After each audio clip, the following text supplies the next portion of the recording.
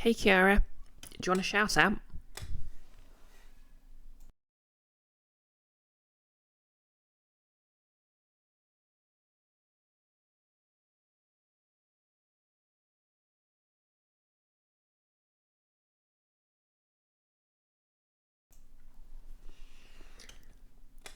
Yep, I'm not bad.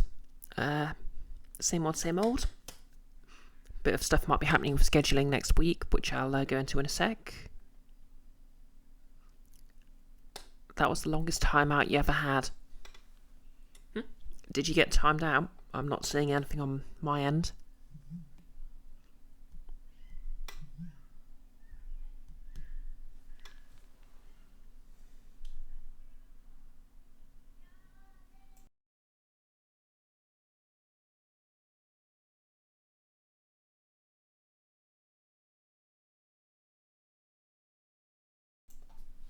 Switched on the webcam instead of my mic there.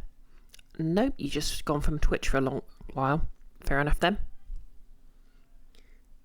Yeah, it's nice to see you popping up in chats again. I don't know if you're streaming again. Did you want to shout out?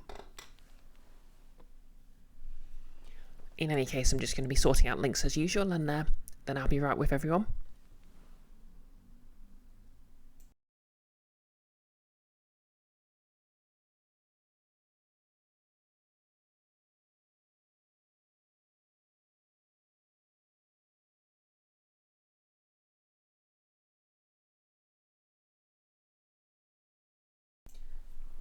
You aren't streaming until Stuff and Things, but you'll take a shout out.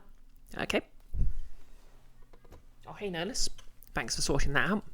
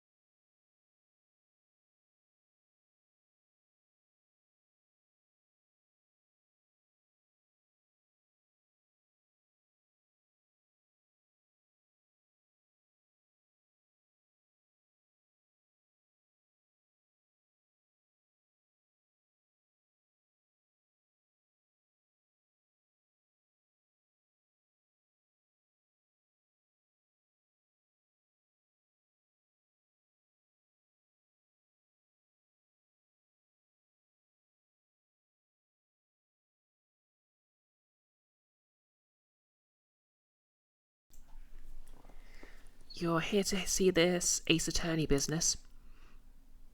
Oh, yeah. Well, I've been enjoying the game so far. It's basically a prequel to the original trilogy. Well, all of the games really, but mostly the original trilogy. Set in, well, it's sort of Victorian London, but it's more sort of steampunk than it really was. I'd assume. It's not like I was there for Victorian London, as far as anyone knows.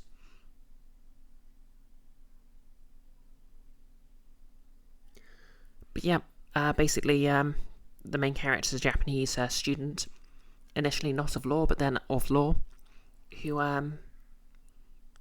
without going through every plot beat, has come to Britain to, yes, help carry on the dreams of his dead mentor. And we're on the last case. The adorable teenage rogue is accused of murder. So I guess we're going to have to prove she's innocent. Oh, and also a guy we got off for murder was guilty as hell. But, you know, these things happen.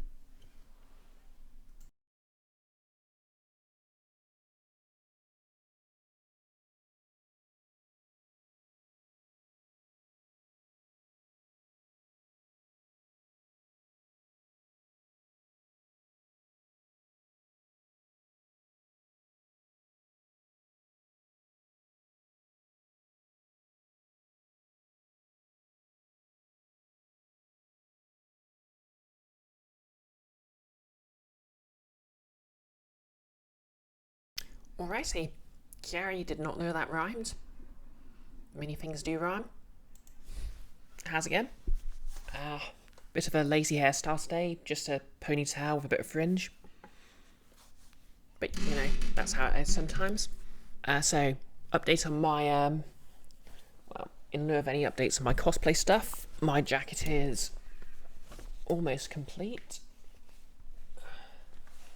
Most of the parts are together. Can't really see it, but yeah. So the collar's in place. I just need to finish sort of stay stitching down here, and the collar's attached. Wow, feels weird not to be dressed as a tiefling right now. But yep. And when that's done, it's literally just the buttons and what? Sorry about that. For some reason, my phone jumped to someone else's stream on the Twitch app instead of showing my stream manager. What's it saying? Oh yeah, so I just need to do the buttonholes, attach the buttons, and yeah, jacket complete, and I can start using my, can't really see that in the light, but I can start using my casts of my ear to make myself some tiefling ears.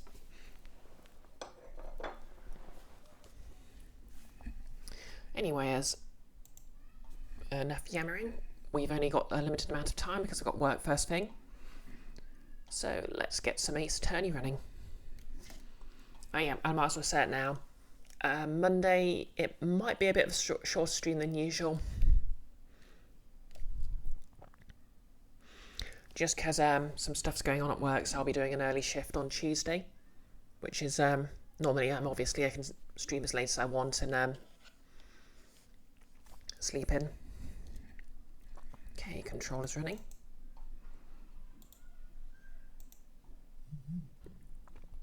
Hopefully you'll be seeing the game in a second.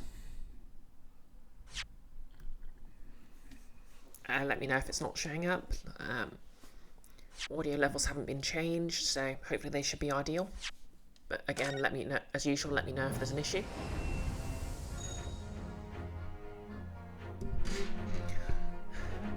Okay, Nolas, the game's up. Excellent. And presumably it's also afoot. Okay.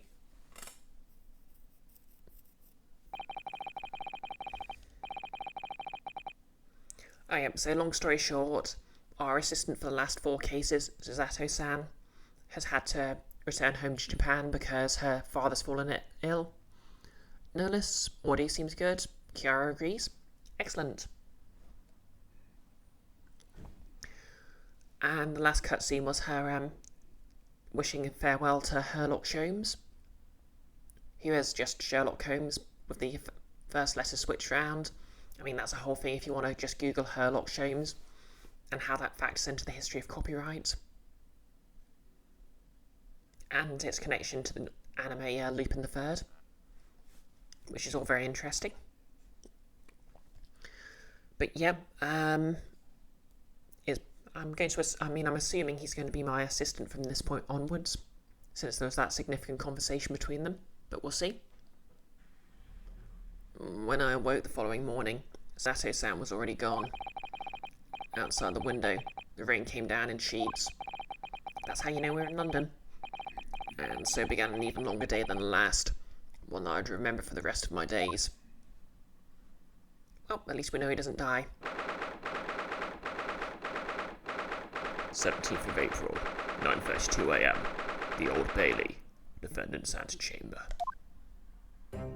Yep, so this is Regina, also known as Gina or Ginny, who's, well, she was literally found unconscious with a gun in her hand, so it doesn't really look good for her. But we have at least convinced her to let us represent her in court, and she's just an all-round adorable thief who's carrying around a grenade launcher in her satchel. Oh, and also she purged herself in court 2 cases ago to help us get the guy who was actually very much guilty of murder off the charge of murder. But, you know, she was very sympathetic. She's very sympathetic about it, so it's okay. Good morning, Gina. I'm determined to prove your innocence today. I'm sure we can do it. So where's your friend then? Sorry. Oh yeah, so for her voice I'm kind of ripping off Pixel, who I sometimes stream tabletop RPGs with, his character's Capulet's voice. Just because I can't do accents to save my life, but he does a very sort of good Cockney accent for her. I'm not even trying to do a Cockney accent, but I'm just sort of doing the same sort of register. Sorry. You know, her in the fancy dress. Cisato, or however you say it. I don't know. Oh, Miss Cisato had to leave early this morning. She was already gone by the time I woke up. You alright with that, are you? Forget about me if you like. Go see her off. And yes, her hat is a Muppet. Like, I kind of like how there's a whole motif of a lot of the significant characters having goggles on their forehead. And like, she's sort of friends with Sherlock Holmes and his assistant slash roommate slash adopted daughter. And they both wear them. And she's got that sort of band that suggests them. It's just a neat bit of character design.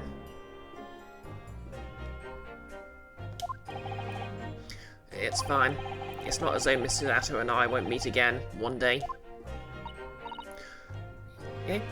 Yeah, even so. But you, Gina, you only get one chance. This trial today is all we have. Good morning to you two. I think this is. Okay. Good morning to you two. How are you feeling, Ginny? Did you manage to sleep? Oh, yep, so, Gina is, this game's version of Lestrade, Sherlock Holmes' police detective friend, and she's actually a teenage thief instead. And this is the game's version of Watson, who's Sherlock Holmes' sort of adopted daughter. It's not really made clear, although it's implied she's actually the daughter of that Watson, who died in the first case, but she doesn't know it yet. Also, obviously I'm probably going to be streaming this a bit longer because there's an entire other game after this case, so I might have a go at making that hat. I already have some fabric for it. Not that I got the fabric deliberately for it, but I have fabric I can use for it. It's just some sort of greenish canvas. How are you feeling, Ginny? Did you manage enough sleep? And this is Wagga High, who belongs to the defendant of the fourth case. And is just an all-round adorable kitty. Oris, what are you doing here? What do you mean? When a friend is in need, we show our support. Isn't that right, Waggy? Also, I don't have to do the cat meows, because they're already voiced, and I'm okay with that. Honest. Oh, Waggy. Great way to show your support, kitty. Trust a cat to be a traitor? Let me have a nose around. What harm can it do? Oh, that reminds me. I bought a paper on the way here. Now, would you like the good news or the bad news? What'd you say, Reno, Ginny? No less. You think it was mentioned that she did know... She did know he died, because Herlock wouldn't be able to hide it from her. Except Gina doesn't know, or doesn't know that she knows. I don't know. I think the thing was, Herlock admitted that he wouldn't be able to hide it from her, so he just assured her that she's not ready to know yet. So, yeah, I don't think she does know. I mean, it's probably a valid twist that she's worked it out, but yeah, they sort of explained under the assumption that she doesn't know. Oh, well, I think I'd rather get the bad news out of the way first. Nah, always take the good news first. You might not live to hear the bad. Yes, that question always gives away people's personalities. Let's not go there. Alright then, I'll give you the bad news first. A record amount of rain has fallen this morning, and carriages all over the capital are struggling to move. The bad news was a weather report. So I hope that Susie made her train to Dover, and the train isn't delayed on the way to the port. Gosh, yes. Is that going to foreshadow she's coming back? Alright then, so what's the good news? Well, the rain is forecast to subside this afternoon, so even if the train is delayed, it should be able to make up the time later. Well, this is good news, isn't it? I couldn't give a monkey's, really. If only all good news cancelled out the bad. And look, this trial has made the headlines too. Pawnbroker perishes in pick purse plunder. See? How'd you like that? Well, let them say what they want. See if I care. I can't because you're covering your face. Yeah, she cares. Notice, weather report is a weird JoJo character. You wonder how the band is, though.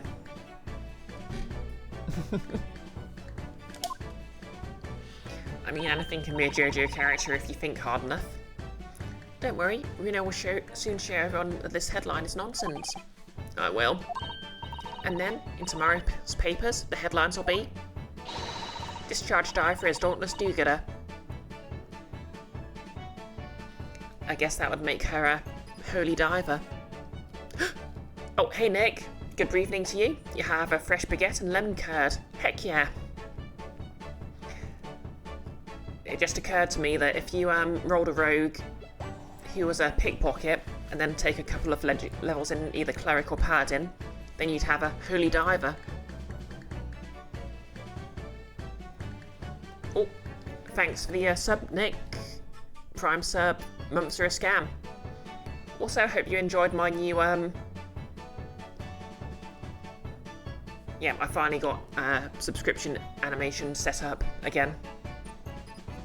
Terrible Brie, well done. I can take no higher praise.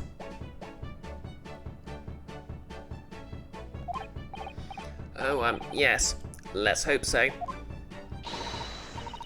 In fact, D20 modern rogue, pickpocket with levels in cleric or paladin, who's also a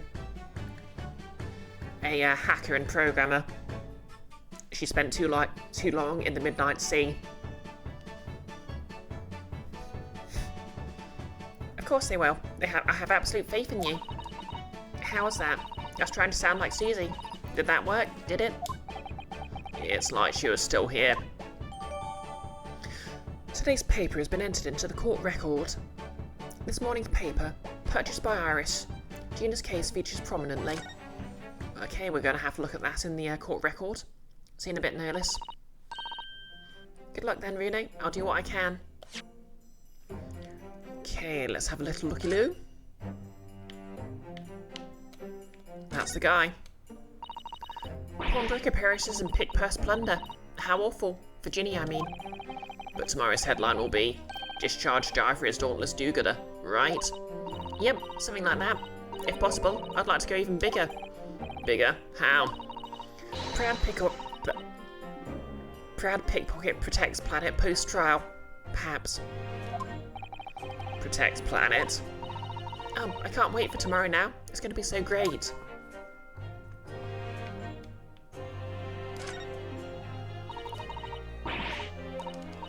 Okay.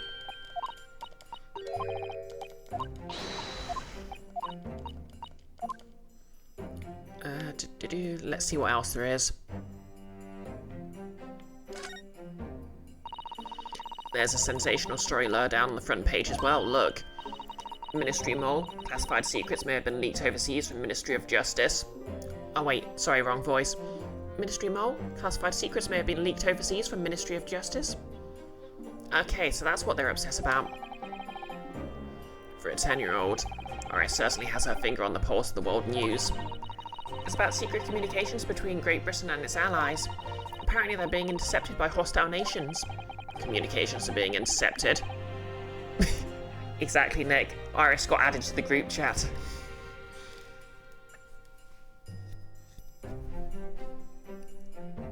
We live in the perfect time and place to make that joke, for better or worse.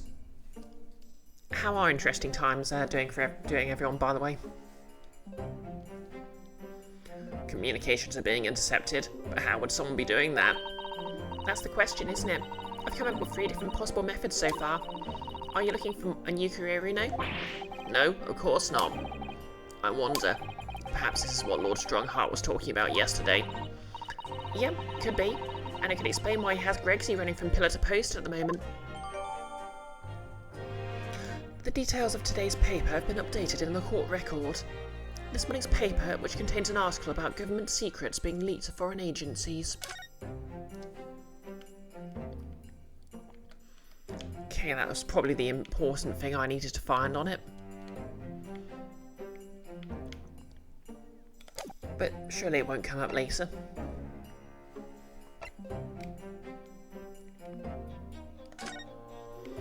Oh yeah, I should look to see if there's anything in here. Nope, nothing there. Blood samples.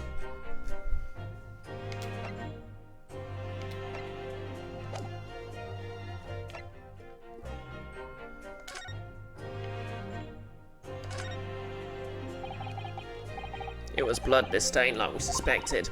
That's right, Hurley's wonderful concoction should improve that. I don't suppose. Gina couldn't have been wearing leather gloves that night, could she? Ginny would never wear gloves. She's a pickpocket. She relies on being able to feel with her fingertips. I could be wrong, but I think I'm being told off.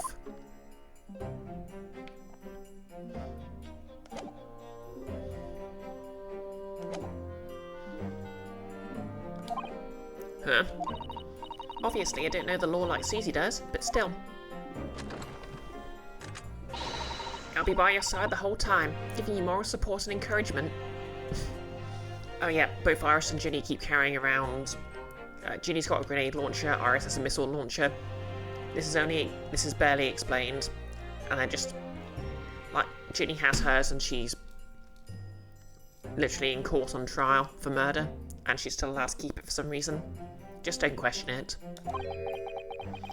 I'm not sure that big thing is as comforting as you think it is, to be honest. Thank you, Iris. That's very kind of you. Oh yeah, Iris? Yes, Ginny? Well, I was wondering, is all about Sholmes. Did they fix him up alright? Yep. The operation was a great success, but Hurley still hasn't come around yet. Huh? We literally saw him wake up in a cutscene. I've asked a friend. Okay, he's doing the whole. It's like his whatever it is fools thing. He's pretending to be still in a coma. I've asked a friend of mine at Scotland Yard to send a telegram as soon as he wakes up. I'm sure Gregson will let us know the moment there's news. Alright. No Suzaku-san and no Mr. Sholmes. It's all down to me today, to prove that Gina is innocent of this crime. Miss Gina Lestrade, counsel for the defence. The trial's about to begin. Please make your way into the courtroom. It's time then. Yeah, let's go, Gina. Iris. Lead the way, Rune.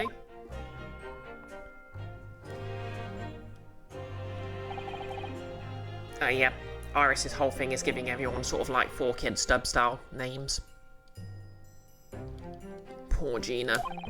She's trying to put on a brave face, but I can tell she's worried and scared. I have to believe in her from start to finish. That's the weapon that will secure our victory here. Oh, this is Randolph's case, dead mentor. Well, more like a peer than a mentor, but basically he was the lawyer until Randolph's case became it because he died.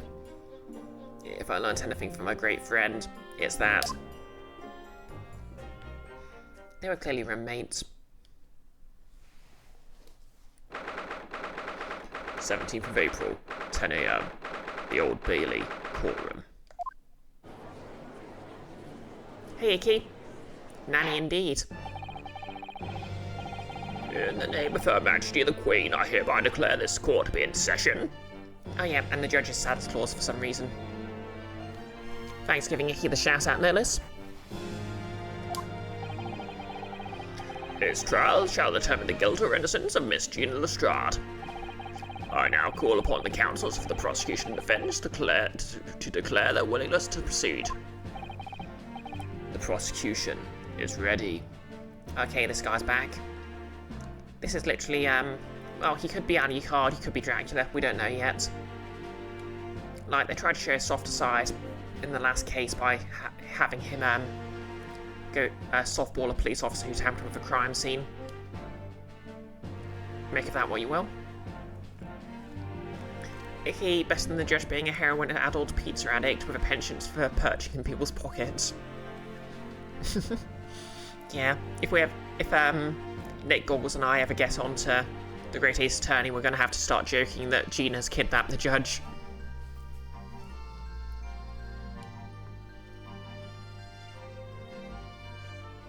The prosecution is ready. The defense is ready. Lord Van Zieks? My lord. Remind me, how many years ago was it that you withdrew from the public prosecution service? Icky added alliterative appeal. Nick? Gladiators, are you ready? Contender, you'll go on my first whistle. Gladiators, you'll go on my second whistle. Okay. Nick? Defense, you'll go on my first whistle. Okay, Nick knows what he's saying.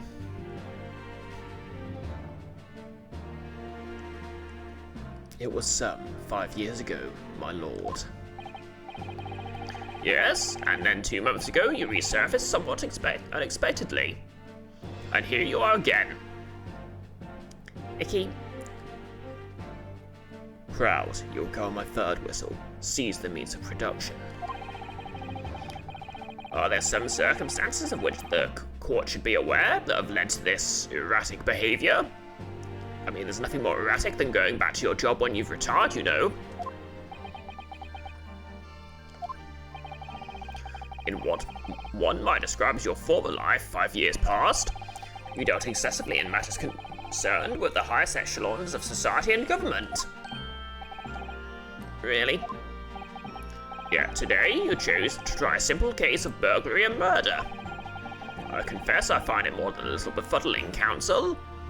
Well, you see, Your Honour, I just really want to keep messing with this one lawyer.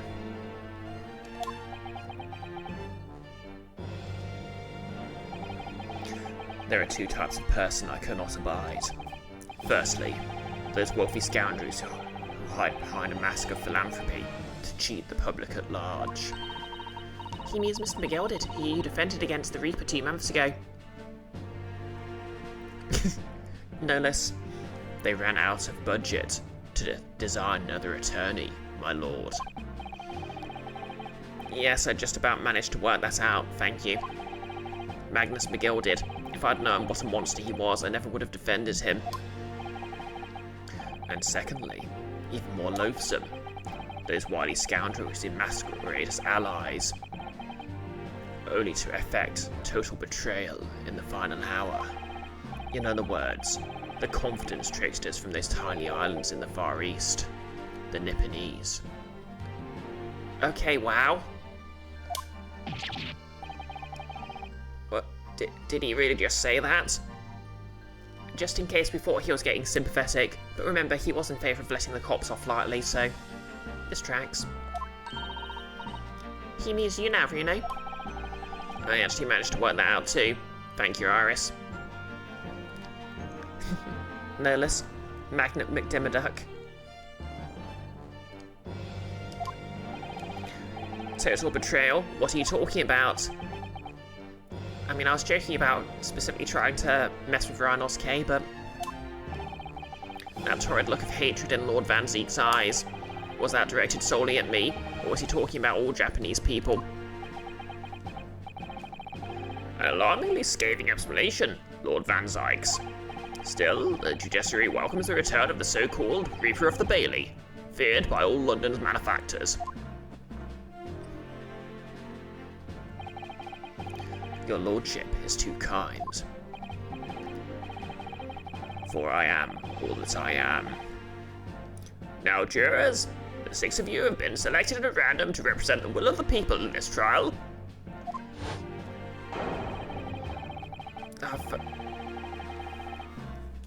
Wait.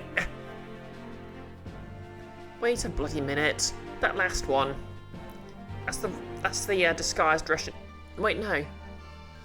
Is that the international assassin who was alluded to in the second case? That last one?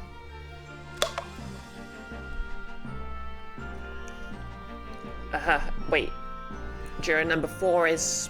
I'm pretty sure that's the old man from the last case, but now he's a doctor. What the hell is going on? Yep. Okay, the maid from the third case, I want to say. Yep, the third case is back. I guess you... How do you get reselected for jury service? Twice in a row? Are you ready to hear the evidence placed before you and determine the guilt or innocence of the defendant? You don't know who Juror 3 is, so you think that one's new? I think so.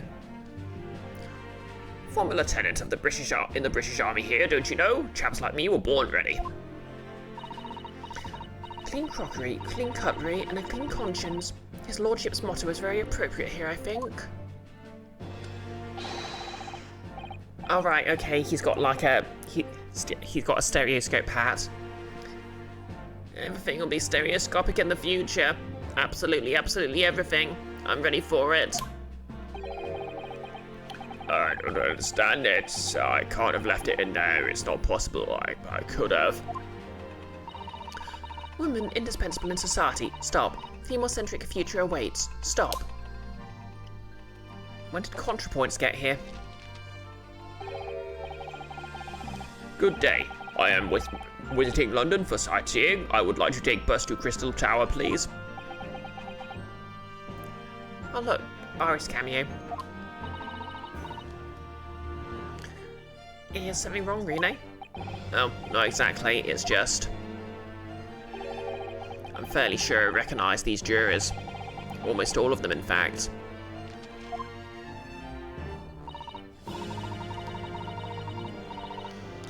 No less you're expecting the victim in the last case to show up as a juror. To be fair, he did very specifically head off home to Japan, so he probably wouldn't show up on the jury. Also, you know, foreign national, so he probably wouldn't be eligible. Then again, we've literally got, like, a foreign assassin. He's very openly saying he's foreign, so... Any relation to Shelley the Killer from the original trilogy? Oh, you mean the lady who got stabbed but lived?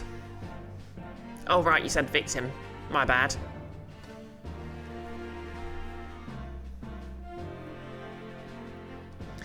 Really? A funny coincidence like that do happen from time to time, don't they? But it is quite strange.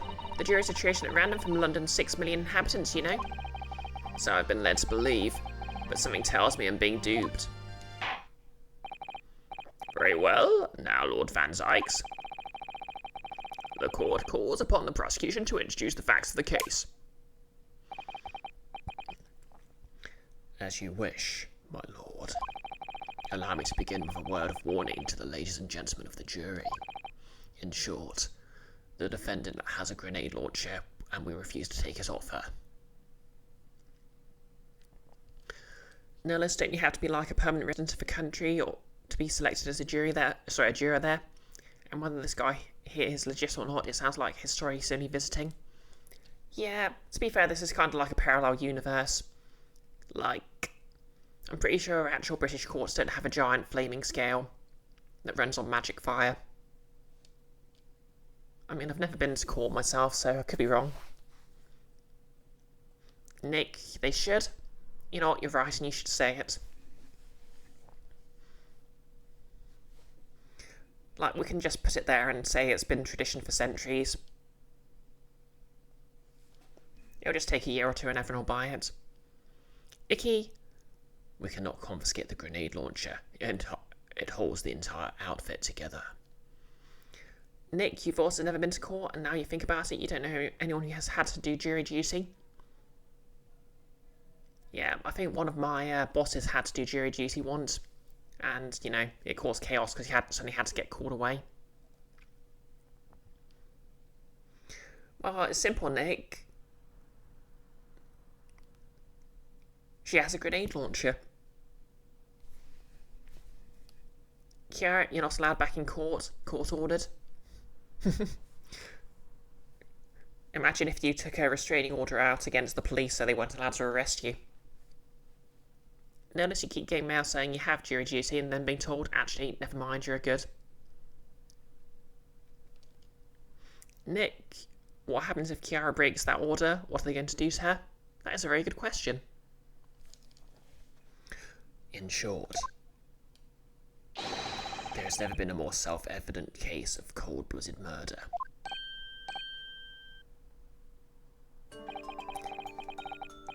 Oh no, he's going to cast guilty verdict. Oh, sorry, it should be like Van Zyke's guilty verdict.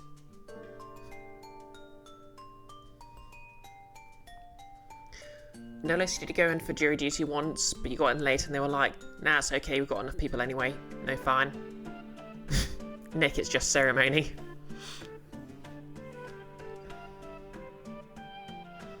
The victim, Mr. Pop Winderbank, proprietor of a pawn shop on Baker Street, was shot from behind and died instantly. The prosecution presents this photographic print of the crime scene.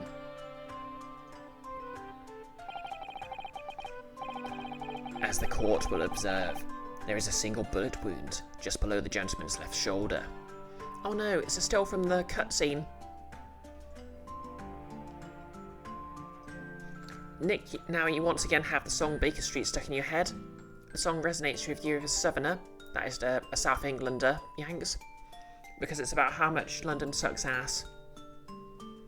I think my go-to song is about how much London sucks is that one that goes, London calling on a faraway town, do whatever it is.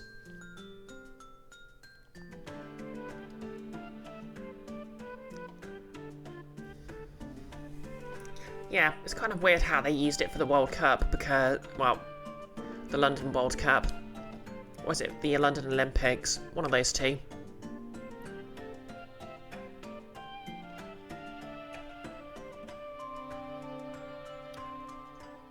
As the court will observe, there's a single bullet wound just below the gentleman's left shoulder. The evidence suggests that the bullet pierced the man's heart, resulting in near-instant death. Kiara, first time you ever heard London Calling was when the Red Hot Chili Peppers used to play before the beginning of that song live before they went into another song. That's fair enough. Moving on to the findings of Scotland Yard's coroner. His report states that the bullet entered the body on a rising diagonal trajectory. And what's that supposed to tell us? It means the victim was likely shot by someone significantly shorter in height than himself. Someone like the accused, you might say. The prosecution wishes to present the autopsy report and crime scene photograph as evidence, my lord. Notice, that bullet hole is a different freaking time zone to his heart. To be fair, we can't really see the angle. Actually, no. Well, I'll check the photo in a sec. Indeed, the court accepts. Hand them to the bailiff, please. The autopsy report has been entered into the court record. Autopsy report. A report prepared by the Scotland Yard coroner, presumably there's only one, that confirms instant death due to a single bullet wound from the back. There are no other signs of trauma. The crime scene photograph has been entered into the court record. A photograph of the victim found murdered in the storeroom. It shows the single bullet wound in the man's back. I now ask the court to turn its attention to this plan of the establishment where the incident occurred.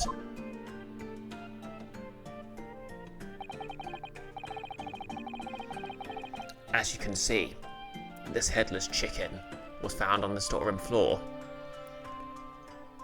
next to this upside-down leaky tap.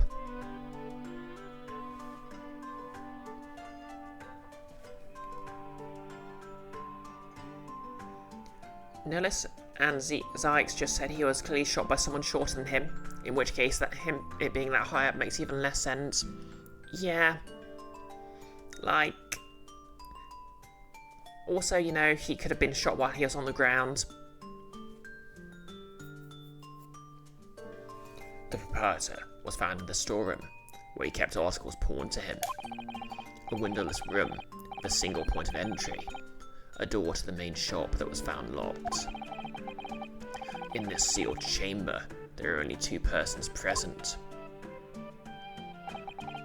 The victim, Mr. Winterbank, and the accused. It may further interest the court to know that when the accused was discovered at the scene, she had in her hand the gun used to fire the fatal bullet.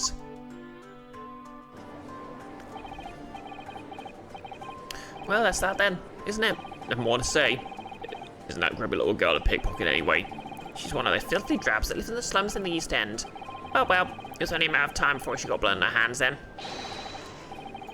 What are these jurors waiting for? Girl's guilty as hell. We can't jump to conclusions here. We mustn't assume her guilt because of what she has to do to survive. Oh, gave Veranoske a bit of a deeper register there. My learned Nipponese friend, it is you who mustn't jump to conclusions, such as assuming she is not guilty. Eat my Darvo. Notice also the blood's underneath. Clearly he was shot from the front, then the corpse was shot in the shoulder. This is so much more of a scam than usual. Well, we'll wait and see. The prosecution has barely begun presenting its case. Exactly, Icky. Just because you use fancy words doesn't mean your response doesn't just know you. For you see, I am rubber and you are glue. It bounces off me and sticks on you.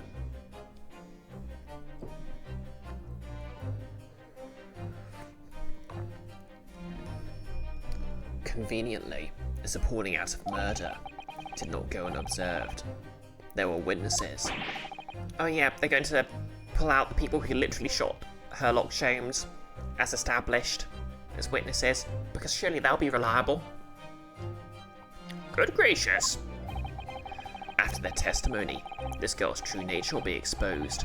Pitiful pickpurse, or cold-hearted killer. Here's to establishing the truth. Oh come on, she's got an adorable cat smile. She can't be guilty. Yeah, no, let's meet our Horace and Jasper then. The court will take the floor plan and firearm into evidence. Hand to the bailiff, please, Lord Van Zykes. I keep forgetting if it's Lord Van Zykes or Zykes. At once, my lord. The crime scene floor plan has been entered into the court record. A plan of the Winterbank's pawnbrokery, the scene of the crime. It shows the relative positions of the main shop and the rear storeroom. Winterbank's revolver has been entered into the court record. A gun belonging to the victim, Mr. Winterbank, that Gina was holding when she was found unconscious. There are signs of a single discharge. See your doctor about that. Notice if it's that Hattertwig and his boyfriend again. Nope, I don't think they were established robbers, so probably not. This isn't good. I suspect one of them is going to be the guy from the opening, though. I feel like the mood in here has turned very gloomy all of a sudden, Bruno. I think that's because it has.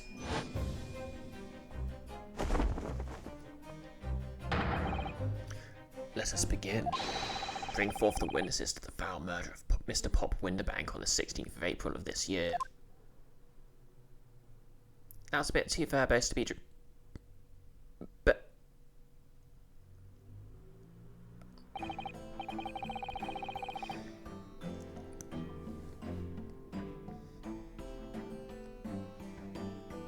Witnesses, state your names and occupations for the court.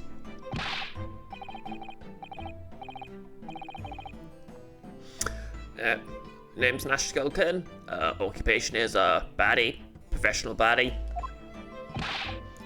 Name's Ringo Skulkin. Occupation's same as him. Tobias Gregson, Scotland Yard Inspector. That's right, we're what they call three Skulkin brothers. Where's the third? Notice it's literally Horace and Jasper with Groucho's on. Why are they wearing berets?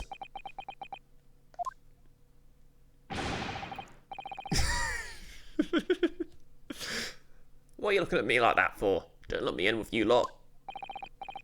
God blimey, that's cold. Don't you know what we're going for? It's our older bruv. Lost contact with him when we have. So we're scouring every shady corner of the capital. And then last night we come across you, the very spit of the bloke. Isn't that right, Ringo? He is, Nash, he is. The very spit of him. So we decided, there and then, what we was going to do. We was going to call you Big Bruv Skulky. Sorry, Big Bruv Sulky. Come on, leave it out, you two. Sulky Skulkin, and that's before he's run out of chips. Well then, Inspector Sulky Gregson. The judge is just getting on it. Begging your pardon, my lord, but my name's Tobias. What I'd like to know, Inspector, is what you're doing in the witness stand. The Skulkin brothers are currently under arrest, my lord, on suspicion of theft. And attempted murder? Huh? Thieves are they, these three?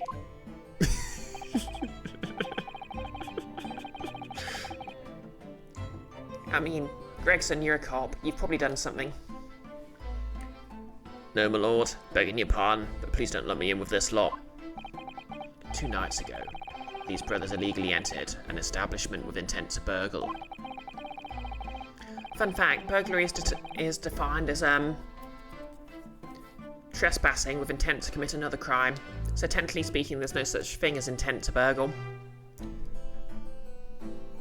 Well, I suppose there technically is. But there also isn't. Everyone just read A Burglar's Guide to the City. It's an interesting book. And in the course of their nefarious activities, they became embroiled in a far more sinister crime. By Jove, you mean to say, what an extraordinary coincidence. Indeed, my lord. While attempting to burglarise the pawnbrokery, they witnessed its proprietor's murder. Short ones on a crate. Order! Order! The various trespasses of these brothers is not the subject of today's proceedings, though they will naturally face trial in the very near future. With your lordship's permission, I'd like to remain in the stand to keep these gents on the straight and narrow. Of course, Inspector. Skeptical as I am about the caliber of these witnesses, I will permit them to take the stand. Mr. and Mr. Skulkin, you will now testify before the court. Describe the events of the night in question, and what exactly you saw. Happy to. Because a Skulkin's never skulking.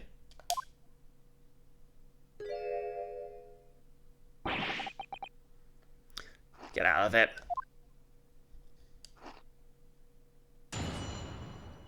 Okay, what have they got to say then? Illegal entry. Was walking down Baker Street in the small hours, and the gas door was ajar, see? It was like some kind of sign begging for us to go in, was. But once we got inside, call blimey lummy, we heard a gunshot from the back of the room. We went to see what was what, but the door was locked from the inside.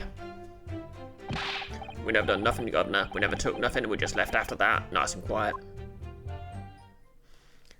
We really leaving out the fact that they shot Herlock? A terrible coincidence, it would seem. At the precise moment these miscreants entered the property, an even more sinister crime was afoot. The witness's testimony is consistent with the crime scene in every detail. The door providing access to the storeroom for the main shop was indeed locked from the inside, and within, only the victim and the accused were found. Notice, and they're also saying they didn't witness anything. They're not very good witnesses, are they? I must say, it does appear to be an overwhelmingly simple case. Still, the defense may cross-examine the witnesses now. Of course. Counsel, if you please. Counsel? Yes. What's the matter, Renee? Sorry, I was just stunned into silence for a minute by the blatant lies being told by that pair in the stand. I know it's all nonsense because I saw it with my own eyes. I'll just have to expose their testimony for the pack of lies it is. Oh yeah, I forgot. We were there, weren't we? Can you imagine being called to witness and knowing you're going to commit perjury, and the lawyer interrogating you is literally the guy you tried to shoot at?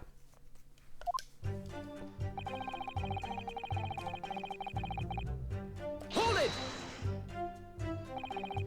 The front door of Winterbanks was ajar, you say? What time of night was this?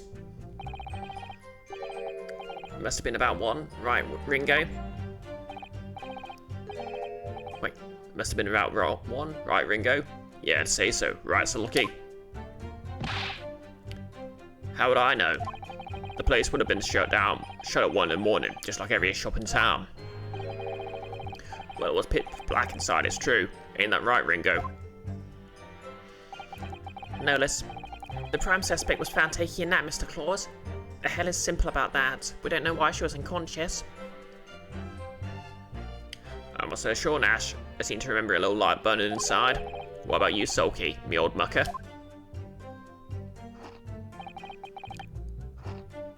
Leave me alone.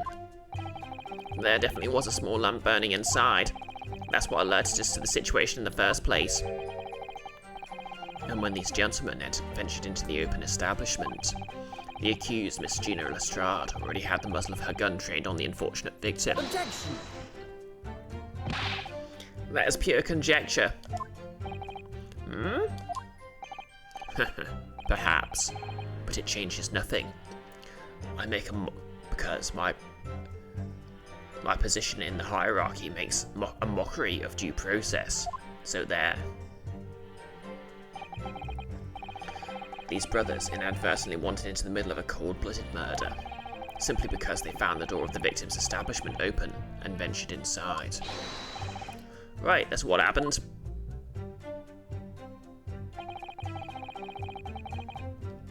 Hold it!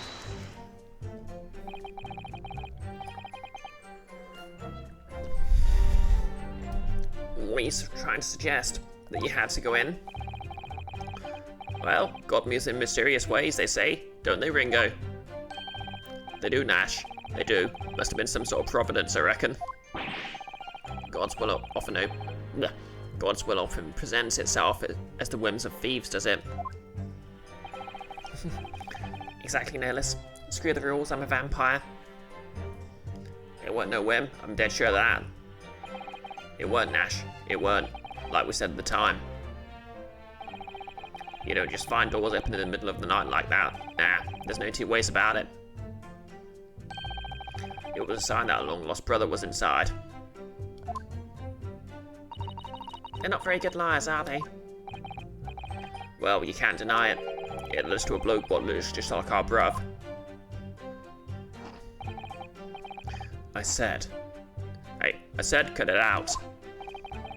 Those chips are getting a chomping today.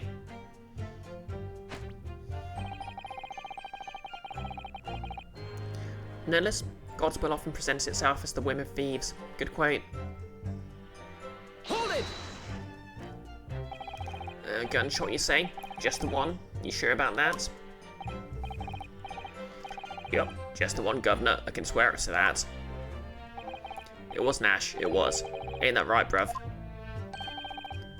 The firearm used belonged to the victim himself. Yep, Mr. Winterbank always used it to leave his gun lying around in the corner. Right, I remember. When we examined it, we found the revolver was completely out of rounds. Oh yeah, we should go into the court record and take a look at the gun, shouldn't we?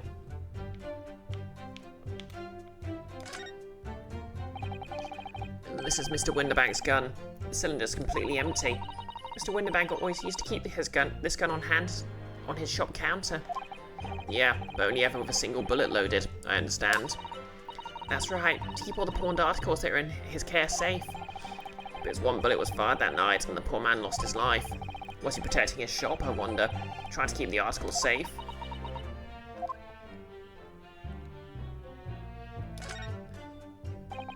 This is Mr. Winterbank's gun. The cylinder is completely empty.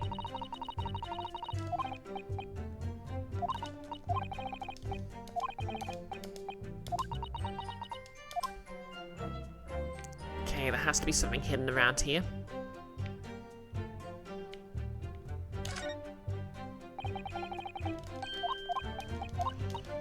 Okay.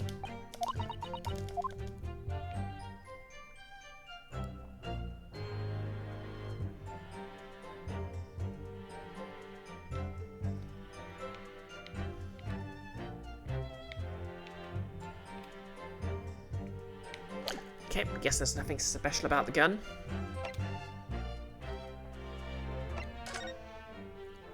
Yeah, Nicholas is right. That's nowhere near where the heart is. Like, the heart should be around a little further to the rightish. Like, I think the heart's on the left, isn't it? I'm not a doctor. When we examined it, the revolver was completely without rounds. That makes sense.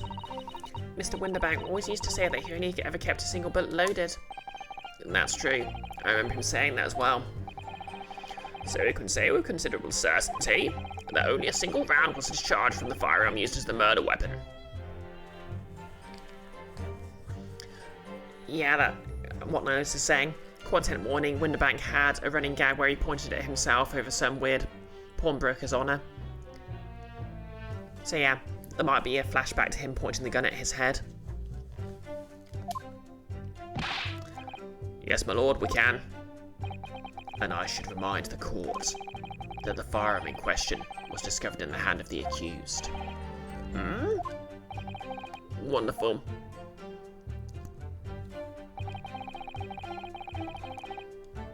Hold it!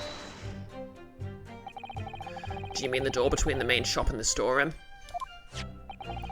If my learned friend is having difficulty grasping the situation, perhaps a drawing would help. Excluding the shop's entrance from the street, there is only one other door, that of the storeroom. Of course, there's only a little oil lamp burning, not much to see by. Hey, and the door was hidden behind a curtain and all. That's right. Meow. When we arrived, the door was almost obscured by the curtain. Tell me, why exactly did you try to open that door? Hey? Any normal petty thief would run at the sound of a gunshot, I should think. Oh well, your turn to rabbit, Ringo. Well, Ash, yeah. I suppose you'd have to say we ain't normal, eh? Broadly speaking, humans respond to one of two ways on hearing gunshot or scream. The timid flee, gripped by fear, while the courageous investigate to see if they might help. These gentlemen are of the latter inclination. My learned Nipponese friend, it would seem, is of the former. Nellis, does rabbit not mean to run away? I think in Cockney rhyming slang it does mean to talk.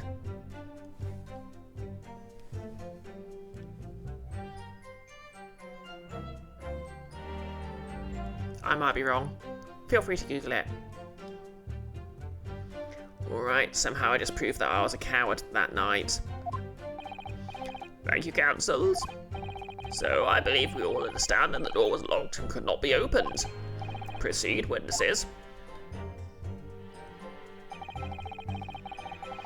Oh, someone just spilled soup over himself. Hold it! You didn't do or take anything. Is that your story? Well, it was bedlam soon as it has, weren't it? It was, Nash, it was. Didn't even have time to pull me dukes out of me Lucy lockets. Yeah, for those not familiar with Cockney rhyming slang, what usually happens is there'll be a two-part rhyming phrase, the second part of which rhymes with whatever it's slang for, and then it usually gets abbreviated to the first part, so it doesn't make any sense. For example, butchers means take a look at something, because it comes from butcher's hook, look.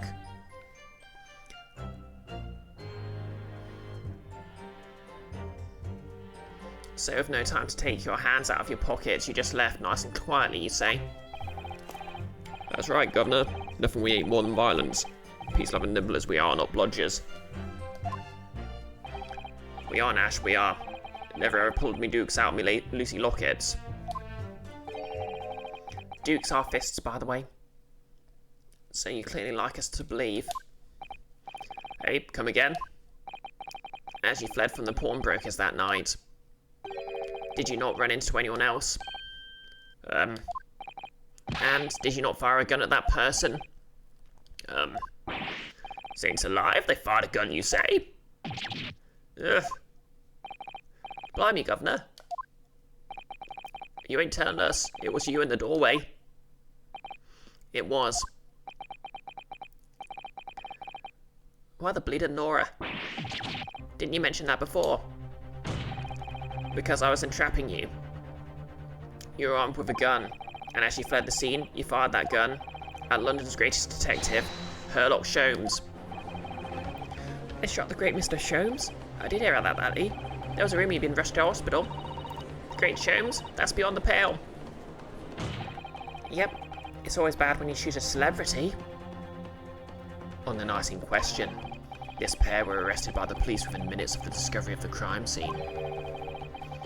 Their suspicious countenance rapidly gave them away. And when searched, a firearm was indeed found in their possession. Furthermore, the barrel shows signs of a shot having been fired from it. Notice you think dukes for fists made it over there? You actually remember hearing it as a kid? Ah, fair enough.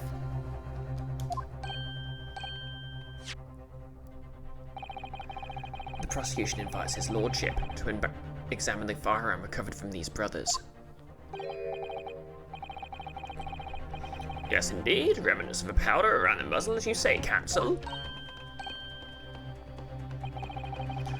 The court will hold this weapon as evidence. The Skulkin brothers' gun has been entered into the court record. A firearm found in the possession of the Skulkin brothers on their arrest. There are signs that a single round was fired.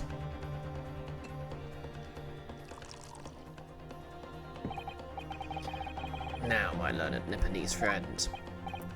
Yes? Here's you successfully presenting the evidence. For yes, there are the telltale signs of spent powder on this gun, and a single bullet missing from the cylinder. But the prosecution demands evidence that it was fired at the scene of the crime under scrutiny in this trial. Objection! Well, I don't need evidence, because I was there. Objection! However, the rest of us in this courtroom were not. No less, the revolutionary being here is a juror at the way-ass end of the game is a wild callback. Exactly. Maybe he'll become the big bad of the next game, I don't know. If the defense fails to provide evidence in support of its rash claim. We shall have no choice but to toast your incompetence and move on. Evidence that these two fired the gun before they left Winterbanks that night. Okay, let's just have a look at the gun first. 70 ammo.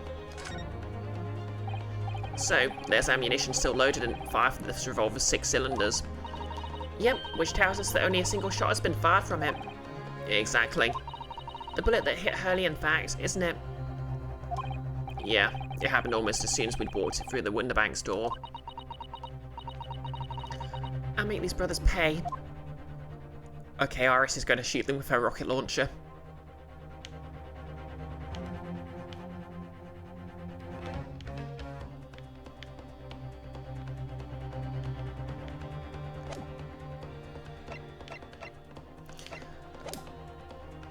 Evidence that these two fired the gun before they left Winterbanks that night.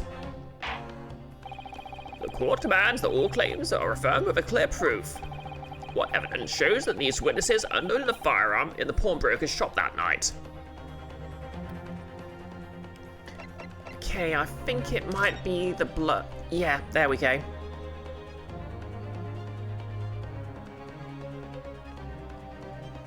That'll do it. Take that!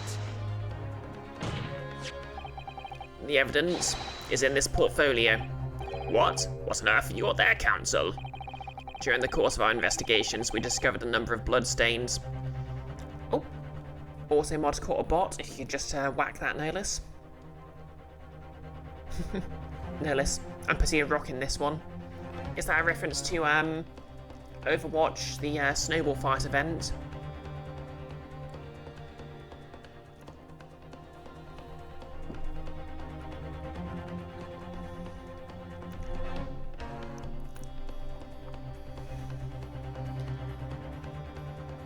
Nolis, wait, where'd it go? I think it was just being held by AutoMod, so... yeah.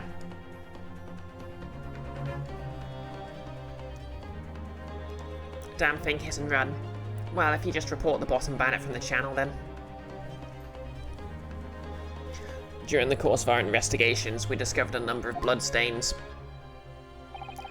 Not trusting the police to do the job they're trained to do. How arrogantly Nipponese of you. Well, anyway, we analysed all the blood samples we found and recorded the results in the portfolio. And you claim to have the evidence the court is demanding therein? Yes, my lord. No more dallying then, Counsel. Present the pertinent evidence at once. What do you have in your portfolio that proves these witnesses unloaded a firearm at the scene?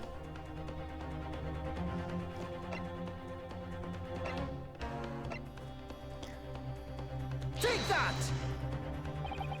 What's that? Explain. It's a photographic print taken at Winterbank's pawnbroker on the day of the incident. From the scene of the crime, is it? Is that a bullet hole? And if my eyes do not deceive me, it appears the bullet is still lodged there. Yes, as your lordship noticed, the bullet pierced Mr. Winterbank's calendar. The date shown being the 16th of April, the very day of the pawnbroker's death. The incident occurred at 1 hour after midnight, but this indicates that a separate shot had been fired sometime after the calendar had been set to the 16th. That's right, and while it isn't irrefutable, the defence believes this is credible evidence that the witnesses did fire a round from their gun in the pawnbrokers that night. Ugh.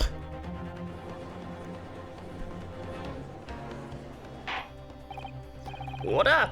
How does the prosecution stand, Lord Van Zykes?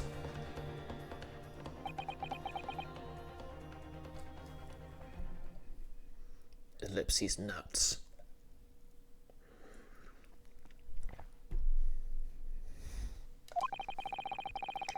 If that is the direction my learned friend wishes to take, the prosecution has no objection. What?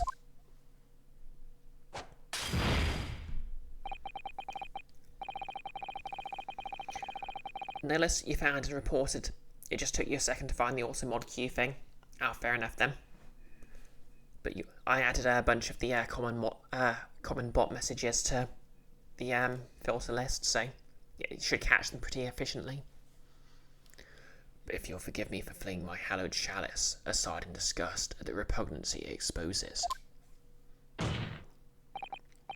Yes, on the night in question, these brothers entered the pawnbroker illegally. And like the bold baddies they came to be, opened fire on the new arrivals before fleeing back onto the street. Yeah? Take it easy there, Governor. You're gonna land us in the soup. We had a deal. You won't get into details. Tell him, Sulky. Set the bloke straight. I have nothing to add. So he knew, did he? Van Zykes knew that their testimony would almost certainly expose the extent of their crimes. It would seem now that I owe my learned Nipponese friend a word of gratitude. What do you mean? What I mean is that you have helpfully confirmed an important fact. To what fact do you refer, Lord Van Zykes? As has been established at the point of their arrest, a single shot had been fired from the brother's gun. However, if that shot found its target in Mr. Sholmes, then clearly these witnesses could not be accused of the fatal shooting of the proprietor and victim. Well, obviously, we weren't saying that. In other words, these two men have no material connection to the murder of Mr. Winterbank at all. So that's it.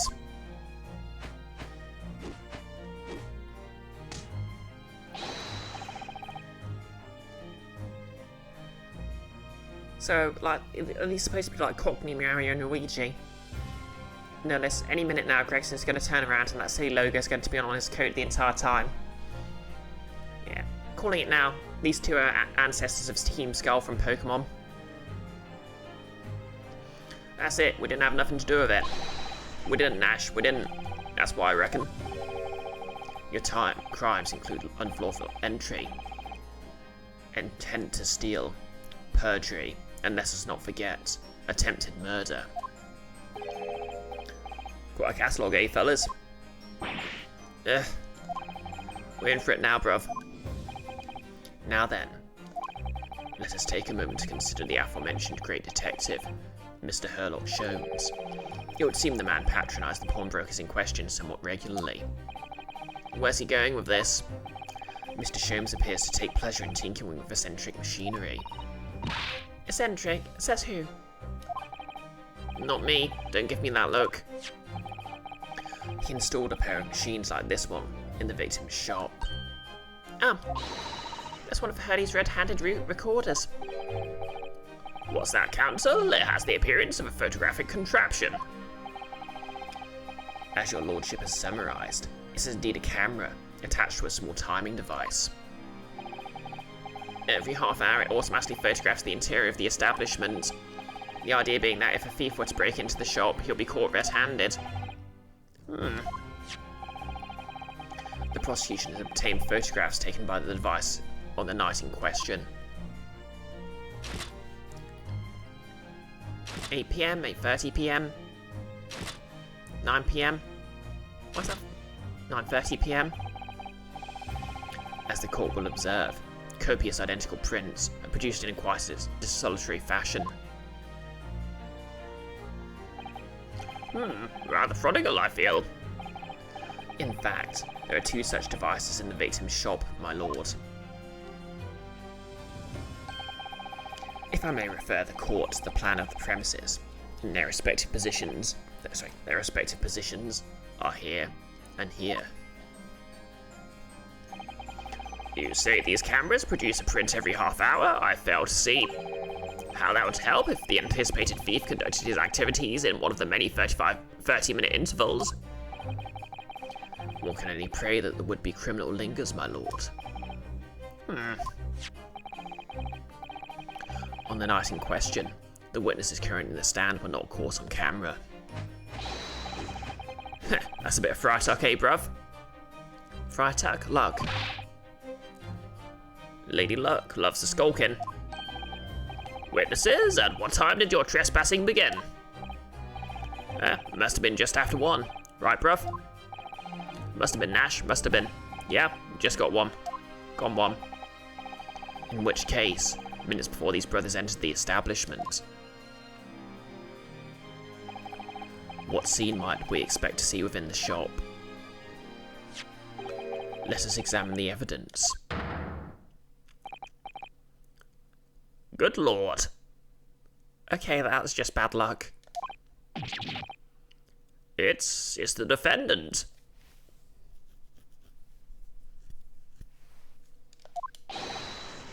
Miss Gina Lestrade. Yep, there's the back of his coat, no less. He doesn't have the logo on it. Although, to be fair, we don't know what's under the coat. As the court can clearly see, the accused is pictured, gun in hand, facing the victim over the shop counter. Okay, but yep, he was shot in the back room, not here, so there. No doubt coercing the proprietor to open the door to his storeroom. Quite. One can too easily imagine the events that unfolded. The court will take this photographic print as evidence, if you please, counsel. The photograph of Gina has been entered into the court record. A photograph taken automatically by the red-handed recorder showing the scene, a short time before the murder took place. I don't believe it, Ginny. In short, the accused is the only person who could possibly have killed Mr. Winterbank. Bounce, bounce. I say, my lord. Is this Herlock Sholmes back again? Oh no, it's this guy. I wonder if I might put a word in at this point. Go ahead, Mr. Foreman. Took a bally bullet to the knee in the Battle of Maymont, 1880, don't you know? Decorated for it and all that, but forced to retire from the service, sadly. Hey, Nettie Yeti, how's it going? Can we get a shout out for Nettie, Nicholas?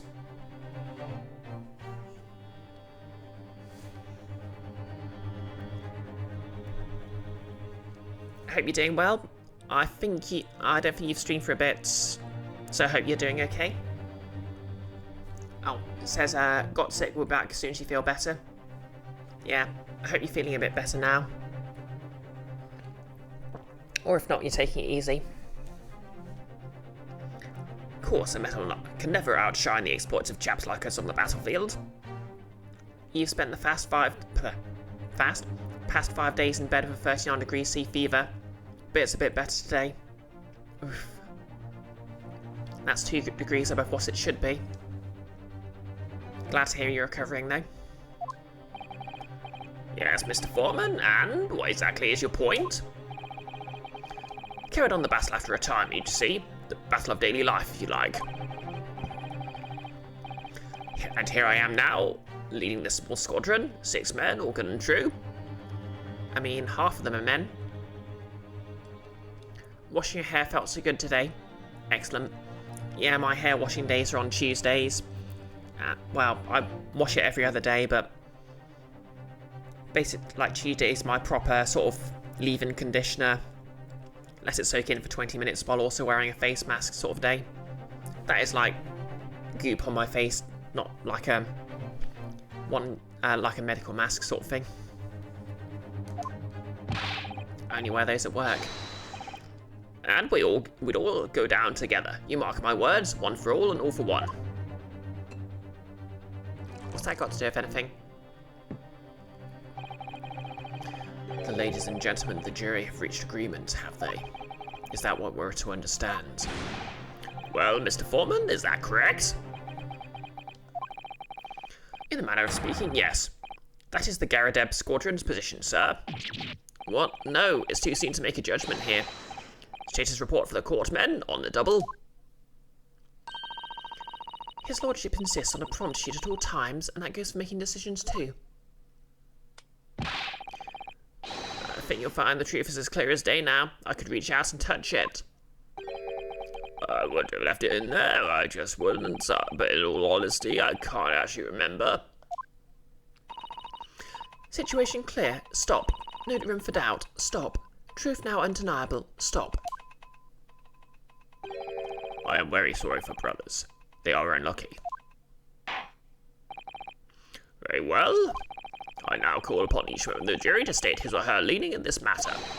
Announce your considered verdicts to the court. Guilty. Guilty. Guilty. Guilty. Guilty. Guilty. Does the mouse also get a vote?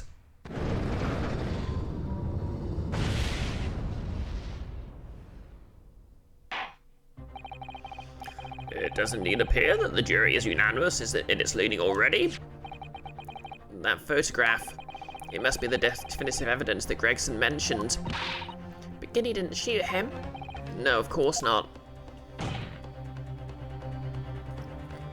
My lord, the defence wishes to assert its right to examination.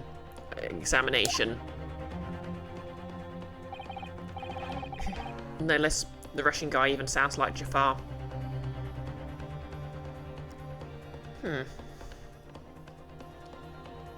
Very well, the court grants permission. So, you refuse to admit defeat again. How unsurprising. Wow, the defence attorney does the job of a defence attorney. We shall proceed immediately to the summation examination. Even though inferior to rhymes, it's very hard to say. Mr. Foreman, are all members of the jury ready? Wait. Abso-bally-lootly, sir. Always ready for action, my chaps. Very good. Ladies and gentlemen of the jury, you will each explain on what grounds you have determined the defendant to be guilty. She's the party rogue. She probably snuck off and killed someone. It's just what rogues do. All the evidence clearly points the finger of guilt to this young pickpocketian. As a housemaid, I'd like to see all filthy eyesores promptly and rigorously emulated. I think you'd find that if you look at the photograph in stereo, the truth will just pop out. If I left it in there, I should think there will be repercussions by now. Mind made up. Stop. Global radio transmission of verdict to follow. Stop. In Motherland, we never say judge by clothes, judge by head. I am convinced brothers are innocent.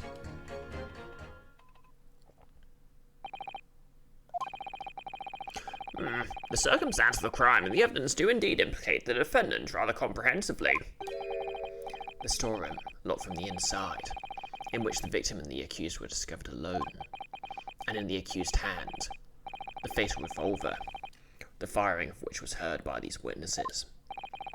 Not to mention this print.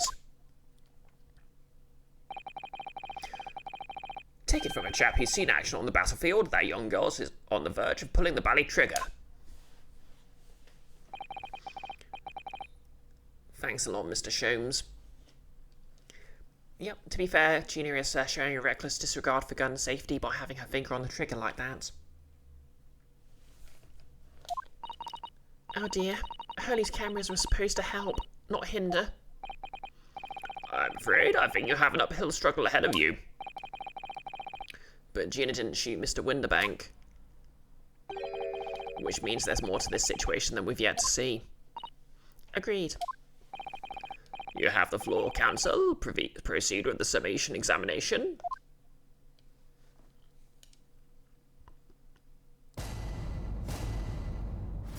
We're going to get that cool animation of him walking back and forth again. Okay, the defence's rebuttal. So, yep, for those who've missed the game so far, basically we need to find two statements that are at odds with each other and pit them against each other. Hold it! You're Mr. Natsume's landlord, Mr. Garadev, aren't you? We really must stop meeting like this. Oh, you're that lawyer chap. Well, there's a turn up for the books. Yes, rather a turbulent time we had back then. Some extraordinary events took place at your house, that's for sure. Luckily, Mr. Sholmes and I were able to get to the bottom of it all. I think we did rather a lot for you, didn't we? I mean, obviously. I wouldn't be suggesting that therefore you should change your leaning to not guilty or anything. Can't be denied, I suppose. The curse of the Garadev house was the talk of the town after that business. Lodgers moved out and I couldn't get a bally soul to take up the tenancies. Haven't had the heart to break the news to Joni yet, but enough that the old girl's clapped up. Yes, can't be denied, you did do rather a lot, but not for us, that's for dash short certain. I suppose not. Of course. There can be no suggestion of that being the reason I'm leaning towards guilty here, obviously. Obviously, but honestly, I really wish you'd pay more attention to the trial, and less to juror number 2.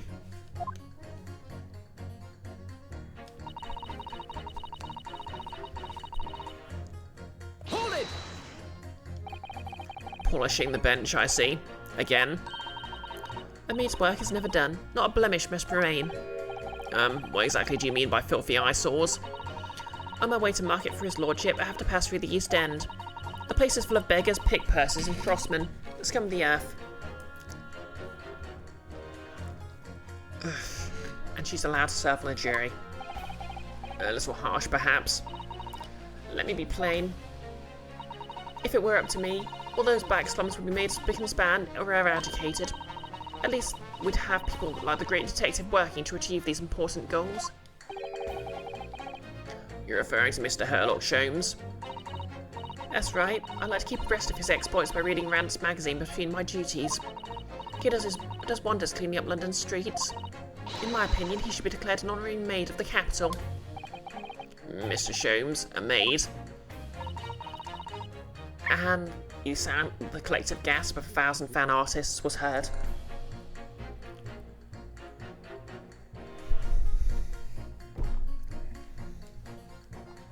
It really is quite unforgivable. Get a scum having the audacity to shoot our very greatest detective. Minor detail. It was the two brothers in the stand who shot Mr. Sholmes, not the defendant. Now let's pay more attention to the trial than to juror number 2. Wait, is Garrett up? You wonder what this maid's name is? Yeah, I think he's just got a thing for maid outfits. Which would explain everything. A minor detail indeed. They're all gutter scum as far as I'm concerned. Well, it might just be an idea to get our facts straight anyway. Yes, alright. I shall amend my statement. So now it's... Those brothers are the scum of the earth. They should swing for shooting the great detective.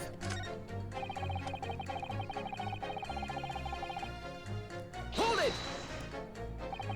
What do you mean? Look at the photograph in stereo. Sorry, what? Don't you know? If you look at the photographic print normally, it looks as though the pickpocket girl is about to shoot the victim, obviously. Objection! But there's no indication that the defendant ever fired the gun.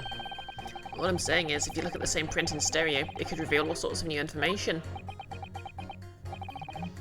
By any chance, are you a fan of stereoscopes? Oh, how'd you know? Let's call it a lucky guess. Never gets old seeing the two prints merge into one before your eyes. It's extraordinary, it's captivating, it's the heart of modernity. Of course. Yes, I think you'll find that the stereoscope is here to stay. Giving us new perspectives that we could only dream of before. It's the greatest invention of the world has ever seen. Just a reminder, this was on the 3DS, which of course used stereoscopic 3D.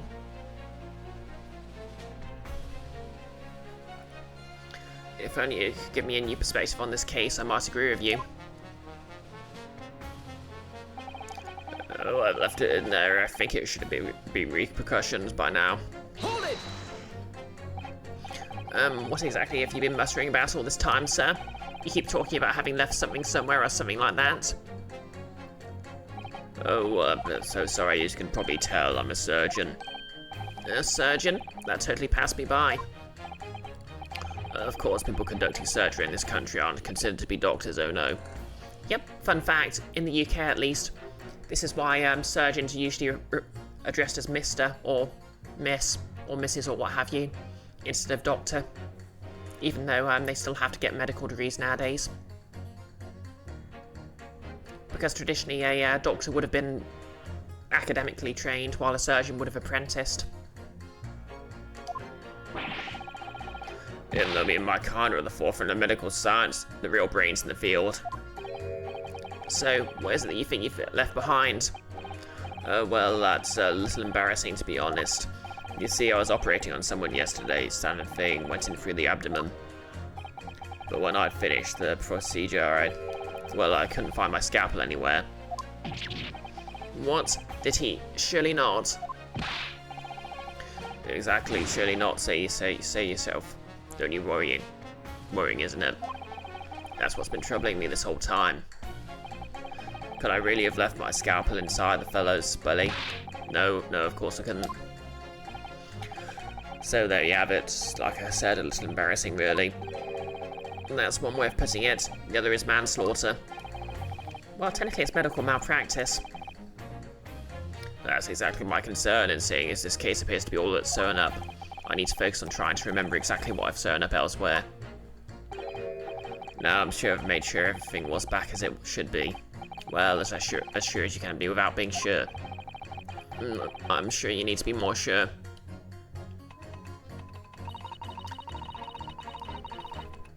Hold it! Sorry, radio transmission. What do you mean? Are you from the Far East? Stop. Yes, from the Empire of Japan. All communication with Far East nations used to take place by mail. Royal Mail steamers take more than a month to complete the journey. Oh, but now we have the electric telegram, so we can send messages using electric signals. Icky, you didn't say over, over. Well, she's using a telegraph, so it's stop, not over.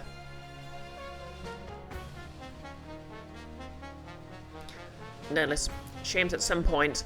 Oh cool, a scalpel, I'll add it to the mantle.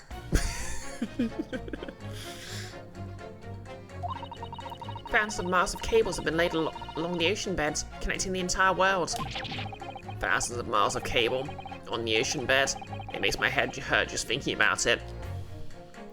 Yeah, like laying the cable across the Atlantic was an entire endeavour that took multiple attempts and lots of trial and error to actually get the telegraph cable working. Like the first few, they didn't even manage to get it dropped without it snapping. The first successful one was too thin, so it burnt out very quickly. So on and so forth. I think it was, I can't remember, I think the author's surname was Singh, and it was like the code book or the cracking code book or something like that. But it was an interesting read. Thousands of miles of cable on the ocean bed. It makes my head hurt just thinking about it. You're well informed, young lady. But cables will soon become a thing of the past. Stop. And just when I was starting to catch up. Radio transmission is the future. Stop. Messages carried out over airwaves to 4 corners of the globe. Stop. Excitement growing. Stop. Atmosphere electric. Stop. Right. Try not to wear out your fingers. Era of wireless telegraphy. Stop. Driving technical revolution. Stop. And people say inventions like the stereoscope are the height of technology. What is a pivotal? I can't understand it. I really can't. They're just silly toys. Fight, fight, fight, fight. Nick, what terrifying to have Twitch glitch out and remove the bottom half of the stream. Oh, that's not on my end, is it? Okay, it looks okay on my end.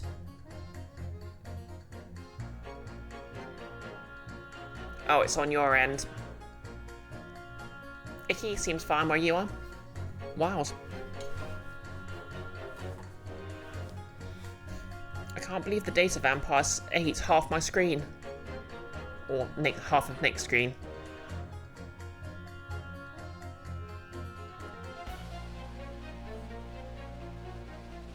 Okay, fine on Ellis's end. Yeah, don't know what's happening there then. Oh, anyway, I guess Jira number 5 is going to start a fist fight. Because a woman had opinions different to him. Excuse me. Jira number 3. Sorry to interrupt when you're obviously fuming, but... What? Do you perhaps have something to say about Jira number 5's last remark? As if I couldn't guess. Oh, you bet I do. Say that again. Go on, I dare you. Goodness, are you talking to me? I think he might just be, yes. I mean, to be fair, this is literally like what it's like being a woman on the internet, so she's a pioneer, alright. You think stereoscopes are just toys, do you? Huh? So I guess you hate all stereoscope users as well. Excuse me, but that's an entire other sentence. Absolutely. I mean, really. A machine to view photographs in 3 dimensions? Why on earth would you not just use your eyes to look at the world around you? It's all 3-dimensional. What a great way to appease the man. No, I'm sorry. Stereoscopes are of no practical use at all. You just don't know. Pardon? I think you'll find that viewing a photograph through a stereoscope can unlock all sorts of possibilities. I'm obviously going to have to demonstrate. What sort of possibilities? Well, take a crime scene, for example. If you had a pair of photographs from a crime scene that you could view through a stereoscope, it could reveal hidden clues you'd never noticed before. What? Have you got any, Reno? Any prints we could look at with a stereoscope?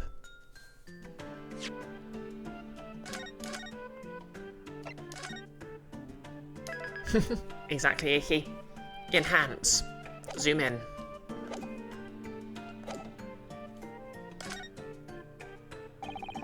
How about this print here? It should do the trick, I think.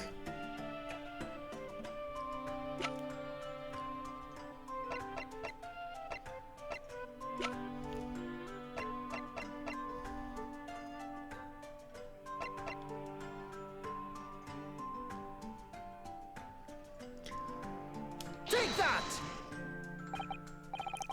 I was wrong. I can't actually think of anything we could use at all. What? Really? Oh dear, I think I may need to have a stereoscopic look at your brain sometime. What's that supposed to mean? In Motherland, we say never judge by clothes. Judge by head. I am convinced brothers are innocent. Okay, well we can press on that. Hang on a sec. We're just gonna... This is an adorable little cat. I think it looks a little like Wagahai. I always thought the cats like to curl up inside the... Yeah, so we could have used that, so I don't know why. Notice the blonde guy absolutely would have been one of those weird AI bootlickers a century or so later. Yep, or a gamer TM. And yes, Icky, cat!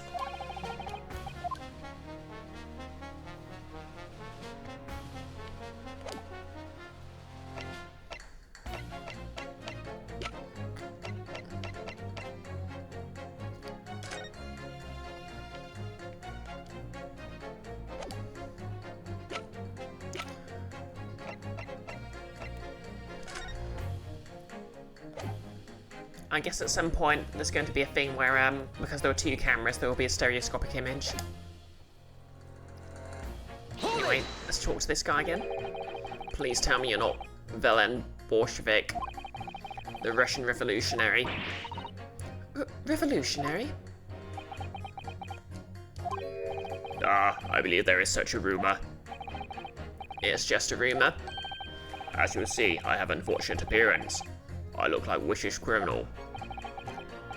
Nuclear vessels. Your words, not mine. I just wanted to point that out. People call me revolutionary, murderer, autocrat. And which glove fits?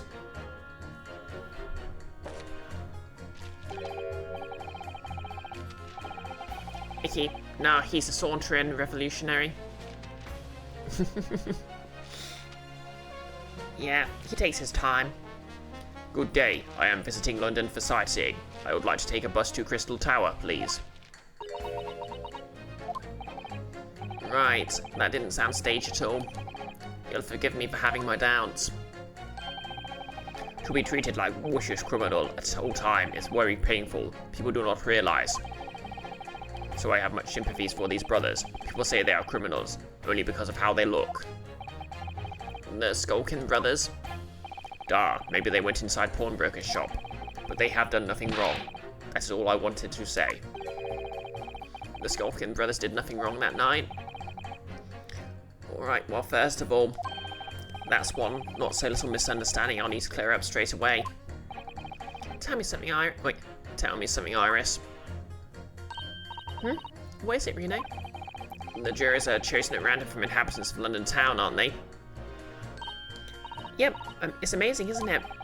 In that case, how is it that there's a Russian tourist sitting amongst them who looks for all the world like a revolutionary? I wish I knew. Okay, that's been acknowledged then. If I can't change the minds of more than half these 6 jurors, the trial will be over. But we know that Ginny would never shoot anyone. Yeah, so we need to find contradictions in what these jurors are saying and pit them against each other. I must be ready to go to whatever lengths I have to convince them of Gina's innocence. Okay, so we can pit Wait. Wait. Yet. Objection! These two statements clearly contradict each other. Good lord. Counsel, explain yourself. My statement? Contradictory? Contradict. On. Juror number 6, you got the wrong end of the stick. I do not have stick. I have mouse. I use it to point at part of a computer. I can clean inside of screen like an etch gets. As juror number 2 said earlier, just a bit of a computer maintenance tip for you there. When the Skulkin brothers fled the scene on the night in question, they fired a shot from their revolver. Yes, they shot poor Mr. Sholmes in the abdomen, I understand. Surely you're not going to tell the court now that you didn't hear. Abdomen. Sir? Sorry, my English is still learning. You are telling the court you didn't hear.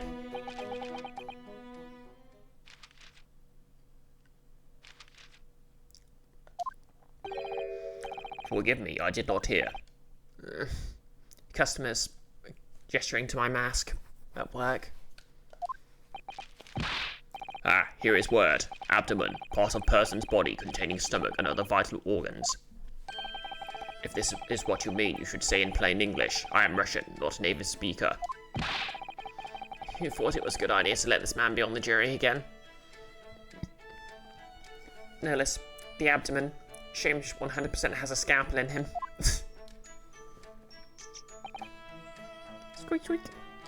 So, you are telling me these brothers who look like criminals were lying? They said before, we never done nothing. But truth is, they shot detective. This is double negative. Yes, that's exactly right. Lying is wrong, especially when lie is said by a person who looks like a criminal. Coming from you, that seems surprisingly prejudiced. This means, when they say, we never took nothing, maybe it was also a big fat lie. Is this true? Well, according to the police report, no stolen goods were found, so... Enough, I trust no one now.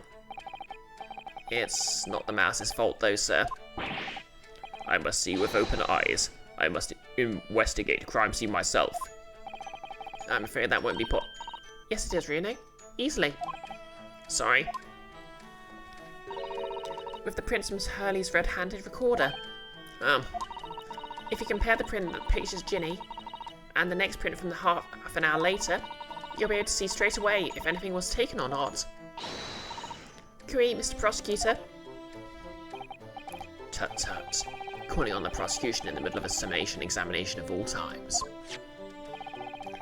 The print showing the accused threatening the victim after she broke into the shop is this one. Following this, the victim and the accused moved into the storeroom. Meanwhile, the Skulkin brothers entered the shop and summarily heard the fatal gunshot ring out.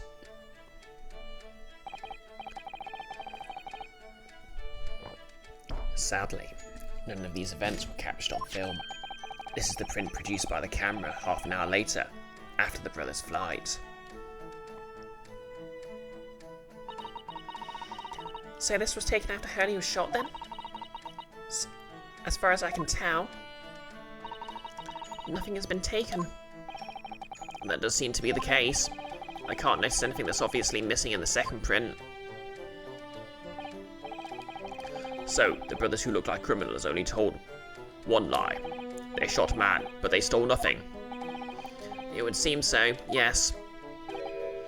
Good. No, not good. You are right. I did not understand the situation. Now I know brothers have lied. I think it is very important to continue with trial. Blump. Yay, well done, Reno. The balance is shifting. Well, it's a start, I suppose. But there must be more than in what these jurors are saying that I can use to expose the truth. And if I can do that, we might just turn the situation to our favour still. Thank you, counsel. Continue with the summation examination. and kindly hand that new photographic print to the bailiff to be filed as evidence. The post-producing photograph has been entered into the court record.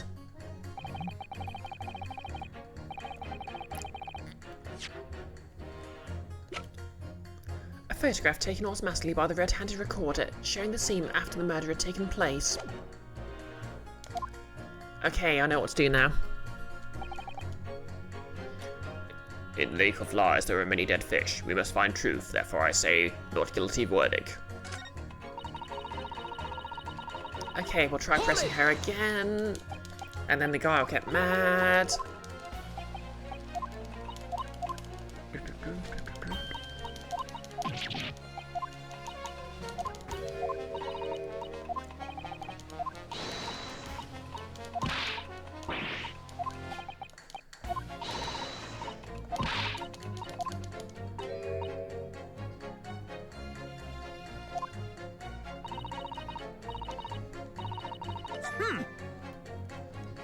Excuse me.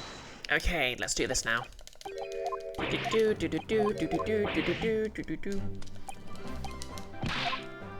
Internet tough guy picking a fight while on the jury.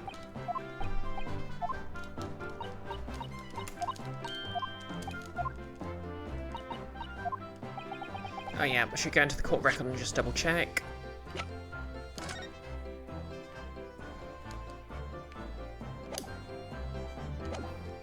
Yep.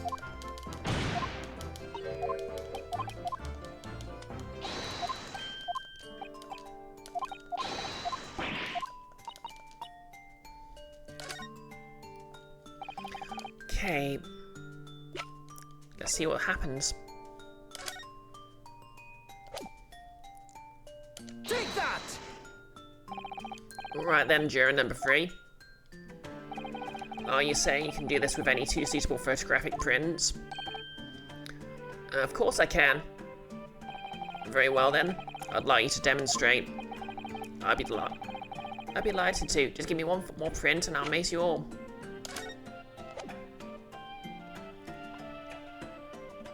Take that! Alright, these 2 prints were both taken with the same camera in Winterbanks on the night in question. Yes, I see. Tell me, Mr. Lawyer, do you know how stereographic images work? Do you understand the principle? Well, I think so. I just had a lesson only yesterday. The left and right images need to be the same, only with a slight shift in position of some objects.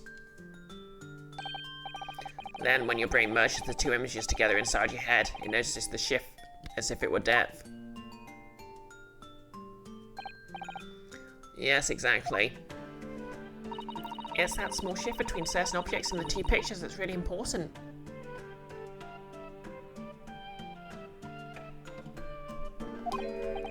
So what happens if you use 2 photographs that are exactly the same then?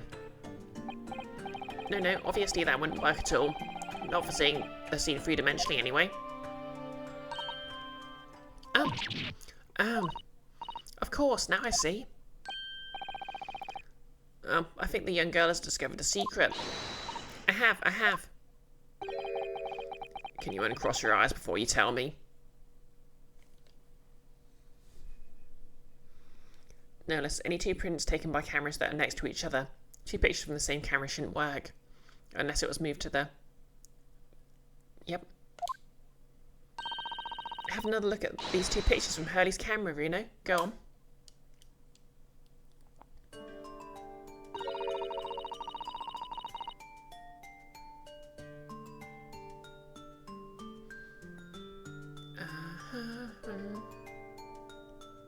Oh, the lamp's broken. Can you see there's really an obvious difference between them? Of course there is. There are 2 people in the first and no people in the second. Well, yes, but you can see that straight away. But now, try looking at the pictures in 3 dimensions. Alright, I'll give it a go. So to start with, you have to cross your eyes and then try to make the 2 pictures overlap exactly. Yeah, I think this was originally a thing with the stereoscopic 3D. Let's see if, by crossing my eyes, I can make the quill pens from each picture overlap in the middle.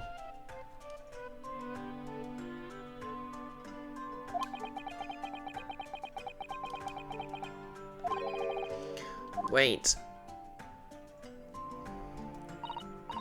Well, did you manage to see it properly, Rene? Yes, I saw it. Ugh. What's going on with these two pictures?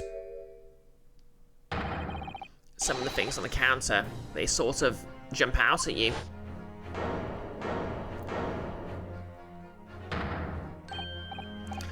Yes, that's it, you see. That's the other amazing pair of stereoscopes. Other amazing power. Is someone going to explain this? Black magic, eh? Why the deuce do some of the things on the counter seem to jump out at you like that? I think you'll find that if you consider the basic principles of the stereoscope, you'll answer your own question. Basic principles of the stereoscope. As I said before, if you try to look at two identical pictures using a stereoscope, it won't work at all. It's the slight shift in positions of certain objects that lets you see the pictures three-dimensionally. In other words, even though at first glance it seems that the objects on the counter haven't moved at all between the two pictures, this shows that they actually have. There must have been a slight shift in their positions. Yes, there must have been. Now hold fire there, sir. Got a reasonable grasp of this whole cross-eyed business now, I'd say. But why the devil does this shift between the two prints exist in the first place? Well, what's the answer, fellow? Come on, you're the cross-eyed master. What, me? I haven't the first idea. You know, Rene, it's quite simple. It is. Just think it through step by step. The first photograph was taken at 1 AM. Then, 30 minutes later, the second photograph was taken. But the position of some items on the counter appears to have shifted slightly in the interim. So that means... That means that sometime in the half-hour interval, someone must have tampered with things on the counter. Zookas? Someone tampered? New information. Stop. Not mentioned in testimony so far. Stop. Yes. We've had to go around in circles a little here, it seems. But I'm starting to see what I should be aiming at in this summation examination now. Ladies and gentlemen, the question is now clear. We know the items on the countertop were moved, but by whom? Are you suggesting you might know? Of course. I can tell you right now who is responsible for the almost imperceptible shift in the items on the counter. It was that bastard Gordon Freeman.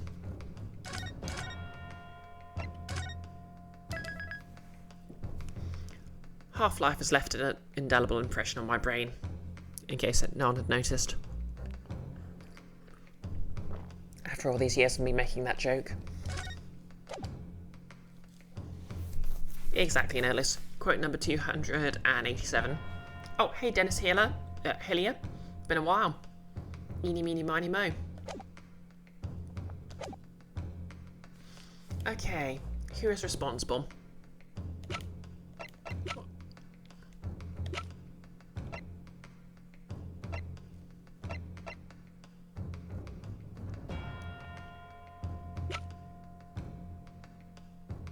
Who is responsible?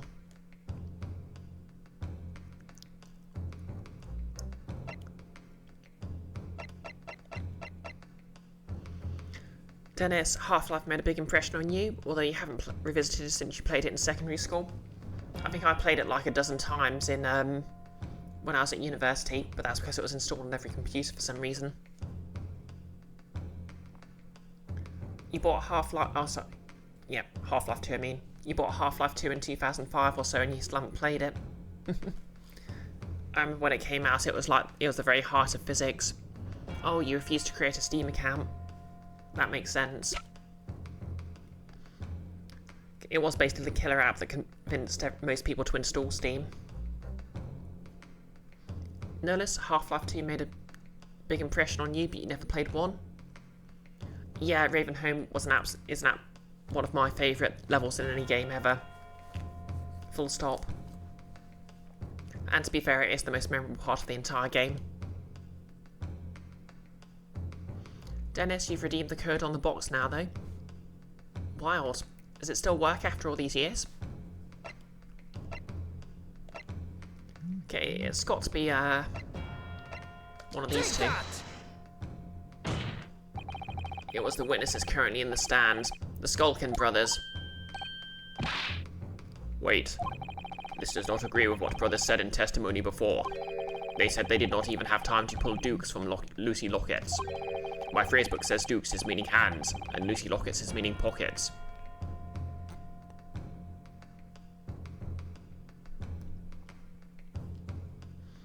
Dennis, you did it in 2019 or so, you think?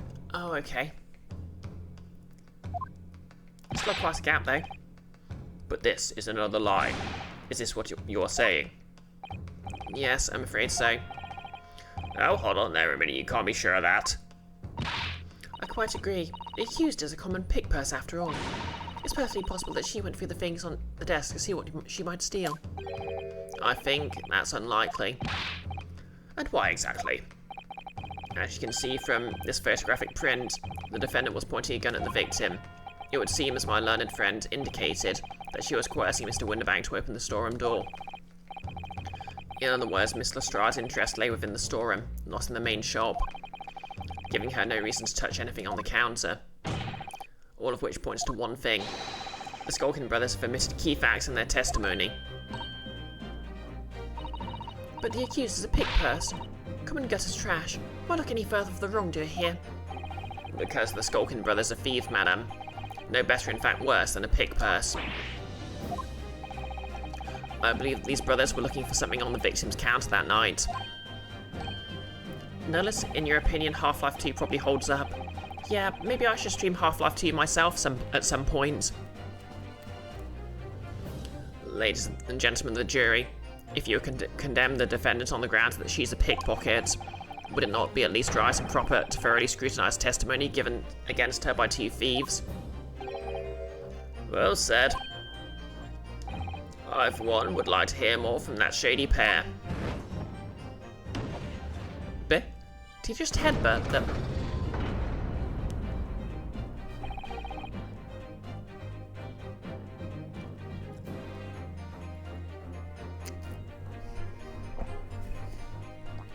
Can you all see it now? I think you'll find that stereoscopes aren't playthings. You've seen their extraordinary potential firsthand. Donk.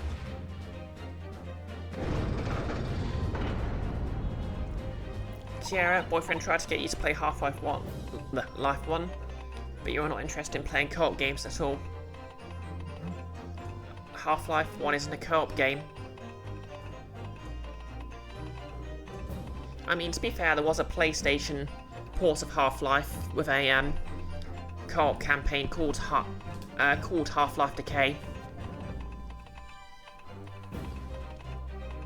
which was actually literally its own campaign and everything, and had two women scientists as the protagonists. Yeah, exactly, Icky. The PS2 version has a co-op mode. The PC, you need a mod. I don't think Half-Life Decay ever made it to PC. Kiara, whoops, you're thinking of Portal? Oh, yeah. Well, to be fair, it was Portal 2 that had a co-op mode, not Portal 1. Wholeheartedly agree. Stop. Much purchase after trial. Stop. We'll return home via Regent Street. Stop.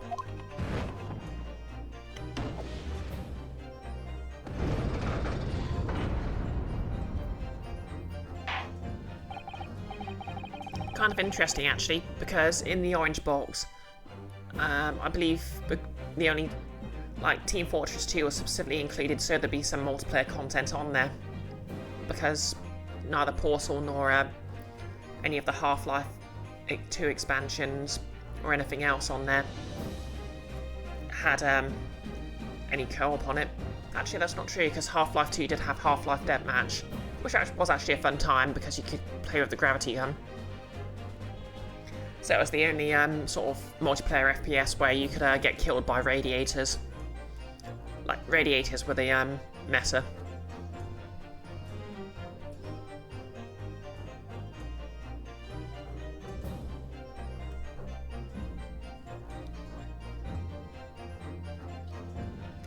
Kiara, when you play a game you're told to play, you're not into, you tend to forget. Half-Life 1 had deathmatch. Yeah, I suppose it could have. Well, but it didn't have co-op, except on the PS2. Well, it would seem this trial has yet to run its course. The ladies and gentlemen of the jury have declared their inclinations via the mighty scales of justice. I hereby call this summation examination to conclusion with the balance altered in the defendant's favour. Notice you got the orange box for 360. Play the hell out of all 3 games. Half-Life 2 on it definitely didn't have multiplayer. Dennis, and then there was CS and TF. Yeah. And, well, we didn't know it at the time, but Team Fortress 2 basically invented loot boxes. But it was a fun game at first. I have very fond memories of when, I was a pyro main because I was kind of, well, I'm still trash, but in different ways. And, you know, there was that glorious time where the backblast ruled the meta, and I think that's the only time I've ever been accused of hacking in a multiplayer game. Okay, fine, I keep, no self-defaming.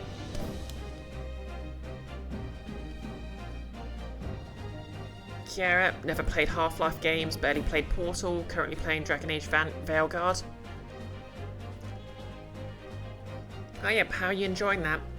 Like, I kind of like that it lets you make your character textually trans, although I don't think the writing was that great for it. You know, it sort of still assumes you're playing a cis guy. Well, it still sort of assumes the player's playing a cis guy with a character that just happens to be trans, which isn't as great, but, you know, it's a step forward. I suspect it was implemented quite late. Like, literally, obviously, is the non-binary character, as that scene all the, you know, the Trash Brigade keep bringing up. That very clearly, like, I mean, obviously they don't like it because it's about telling someone not to misgender an non-binary person, but really it's, like, even if you're playing a non-binary character, they just cisplain to you.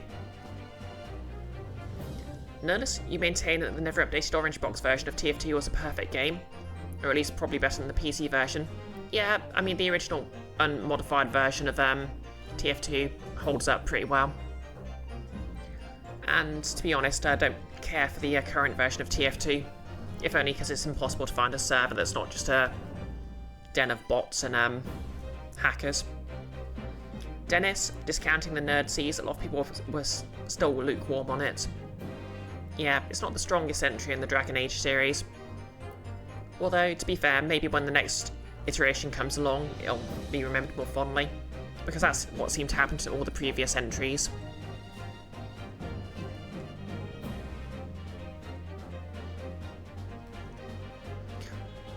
I think Noah Cadwell Gervais has the best take on it, if you're willing to watch a 7-hour-long video.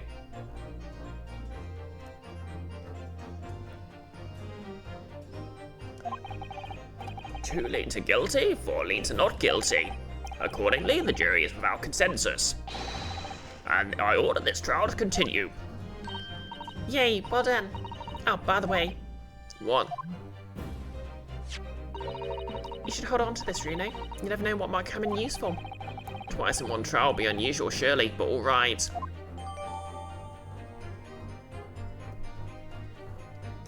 The stereoscope has been entered into the court record.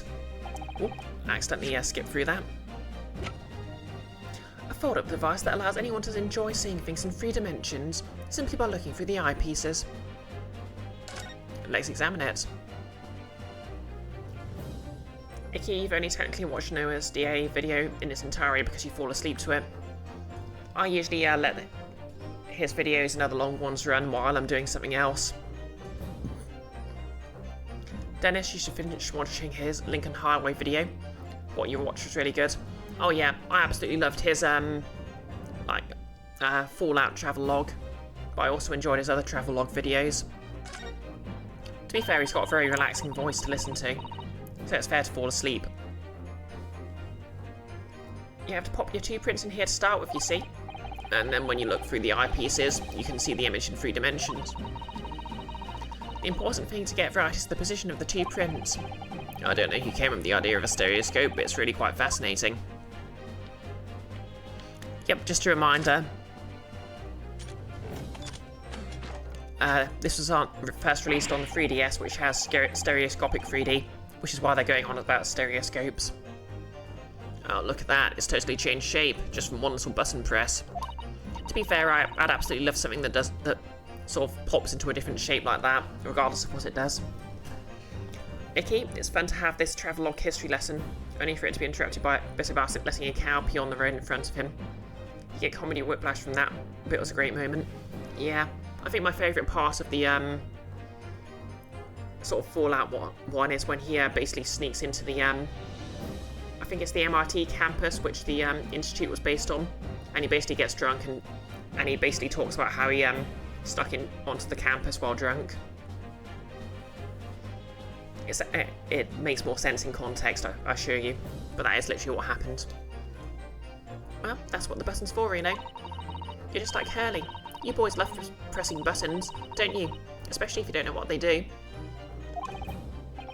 Boys, says the 10-year-old girl. Anyway, now you can see that it really is a stereoscope, can't you? Okay, I don't think there's anything else well, let's have a look at the back plate. You have to pop your 2 prints in here to start with, you see? And then when you look through the eyepieces, you can see the image in 3 dimensions. The important thing to get right is the position of the 2 prints. I don't know who... okay. Yep, that's everything.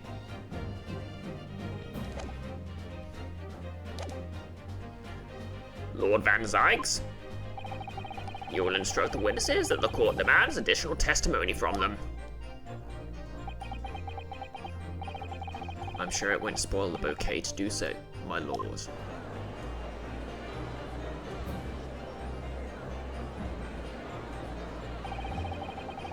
I've won myself another chance to probe that pair on their activities that night at least, and I won't stop probing them until I've proven that Gina is innocent.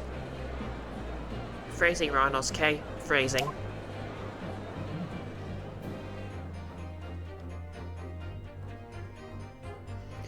To be continued. Okay, so it's 8:10, so I'm afraid I'll have to leave it there.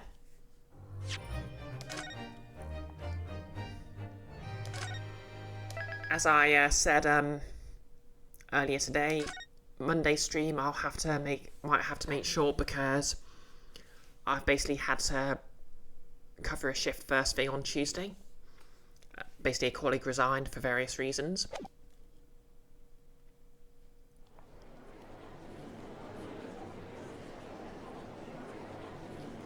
Okay, I'll just shut down the game as soon as it lets me. There we go.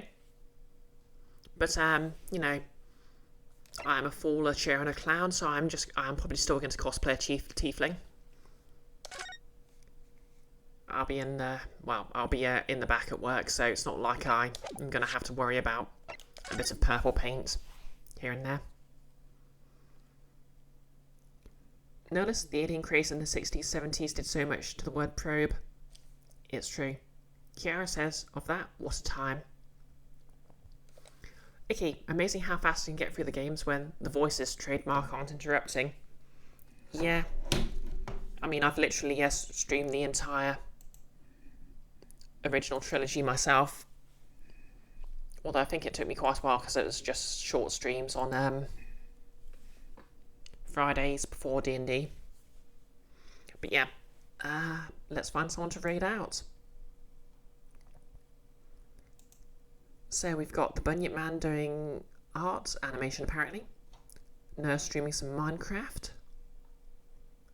Who else we got? Yeah. I guess it's either Noah or the Bunyip Man, so I'll just roll a dice. If it's odd, I'll raid Bunyip Man. If it's even, I'll raid Noah.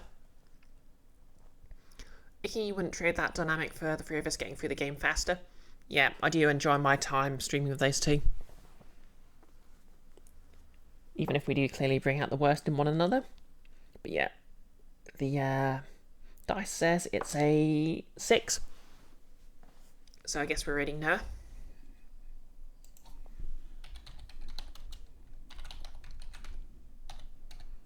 Noah Altwin. So yeah, I'll be back with more Ace Attorney on Monday. But tomorrow I'll be on Keith's channel. Just give him a quick shout out.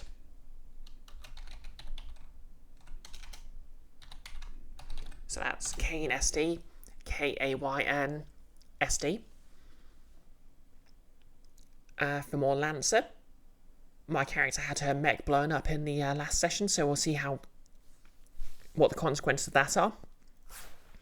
But it might actually be sort of the campaign getting wrapped up. Exactly, Icky. Mechs, but most crucially, mechs. That's going to be me, Icky, Enfys, and Ben. And of course, Keith's going to be GMing. Monday, I'll be on Nick's channel for the start of a new actual play campaign. Uplift, which is going to be using high magic, low lives. And we're all going to be teenagers who got completely plastered at Burning Man and developed psychic powers. Which, of course, means the authorities have taken us in. And not in a good way. But yeah, raid's about to go through. So hopefully I'll see everyone for Lancer tomorrow. And we're going to raid off in 3, 2, 1. Let's go.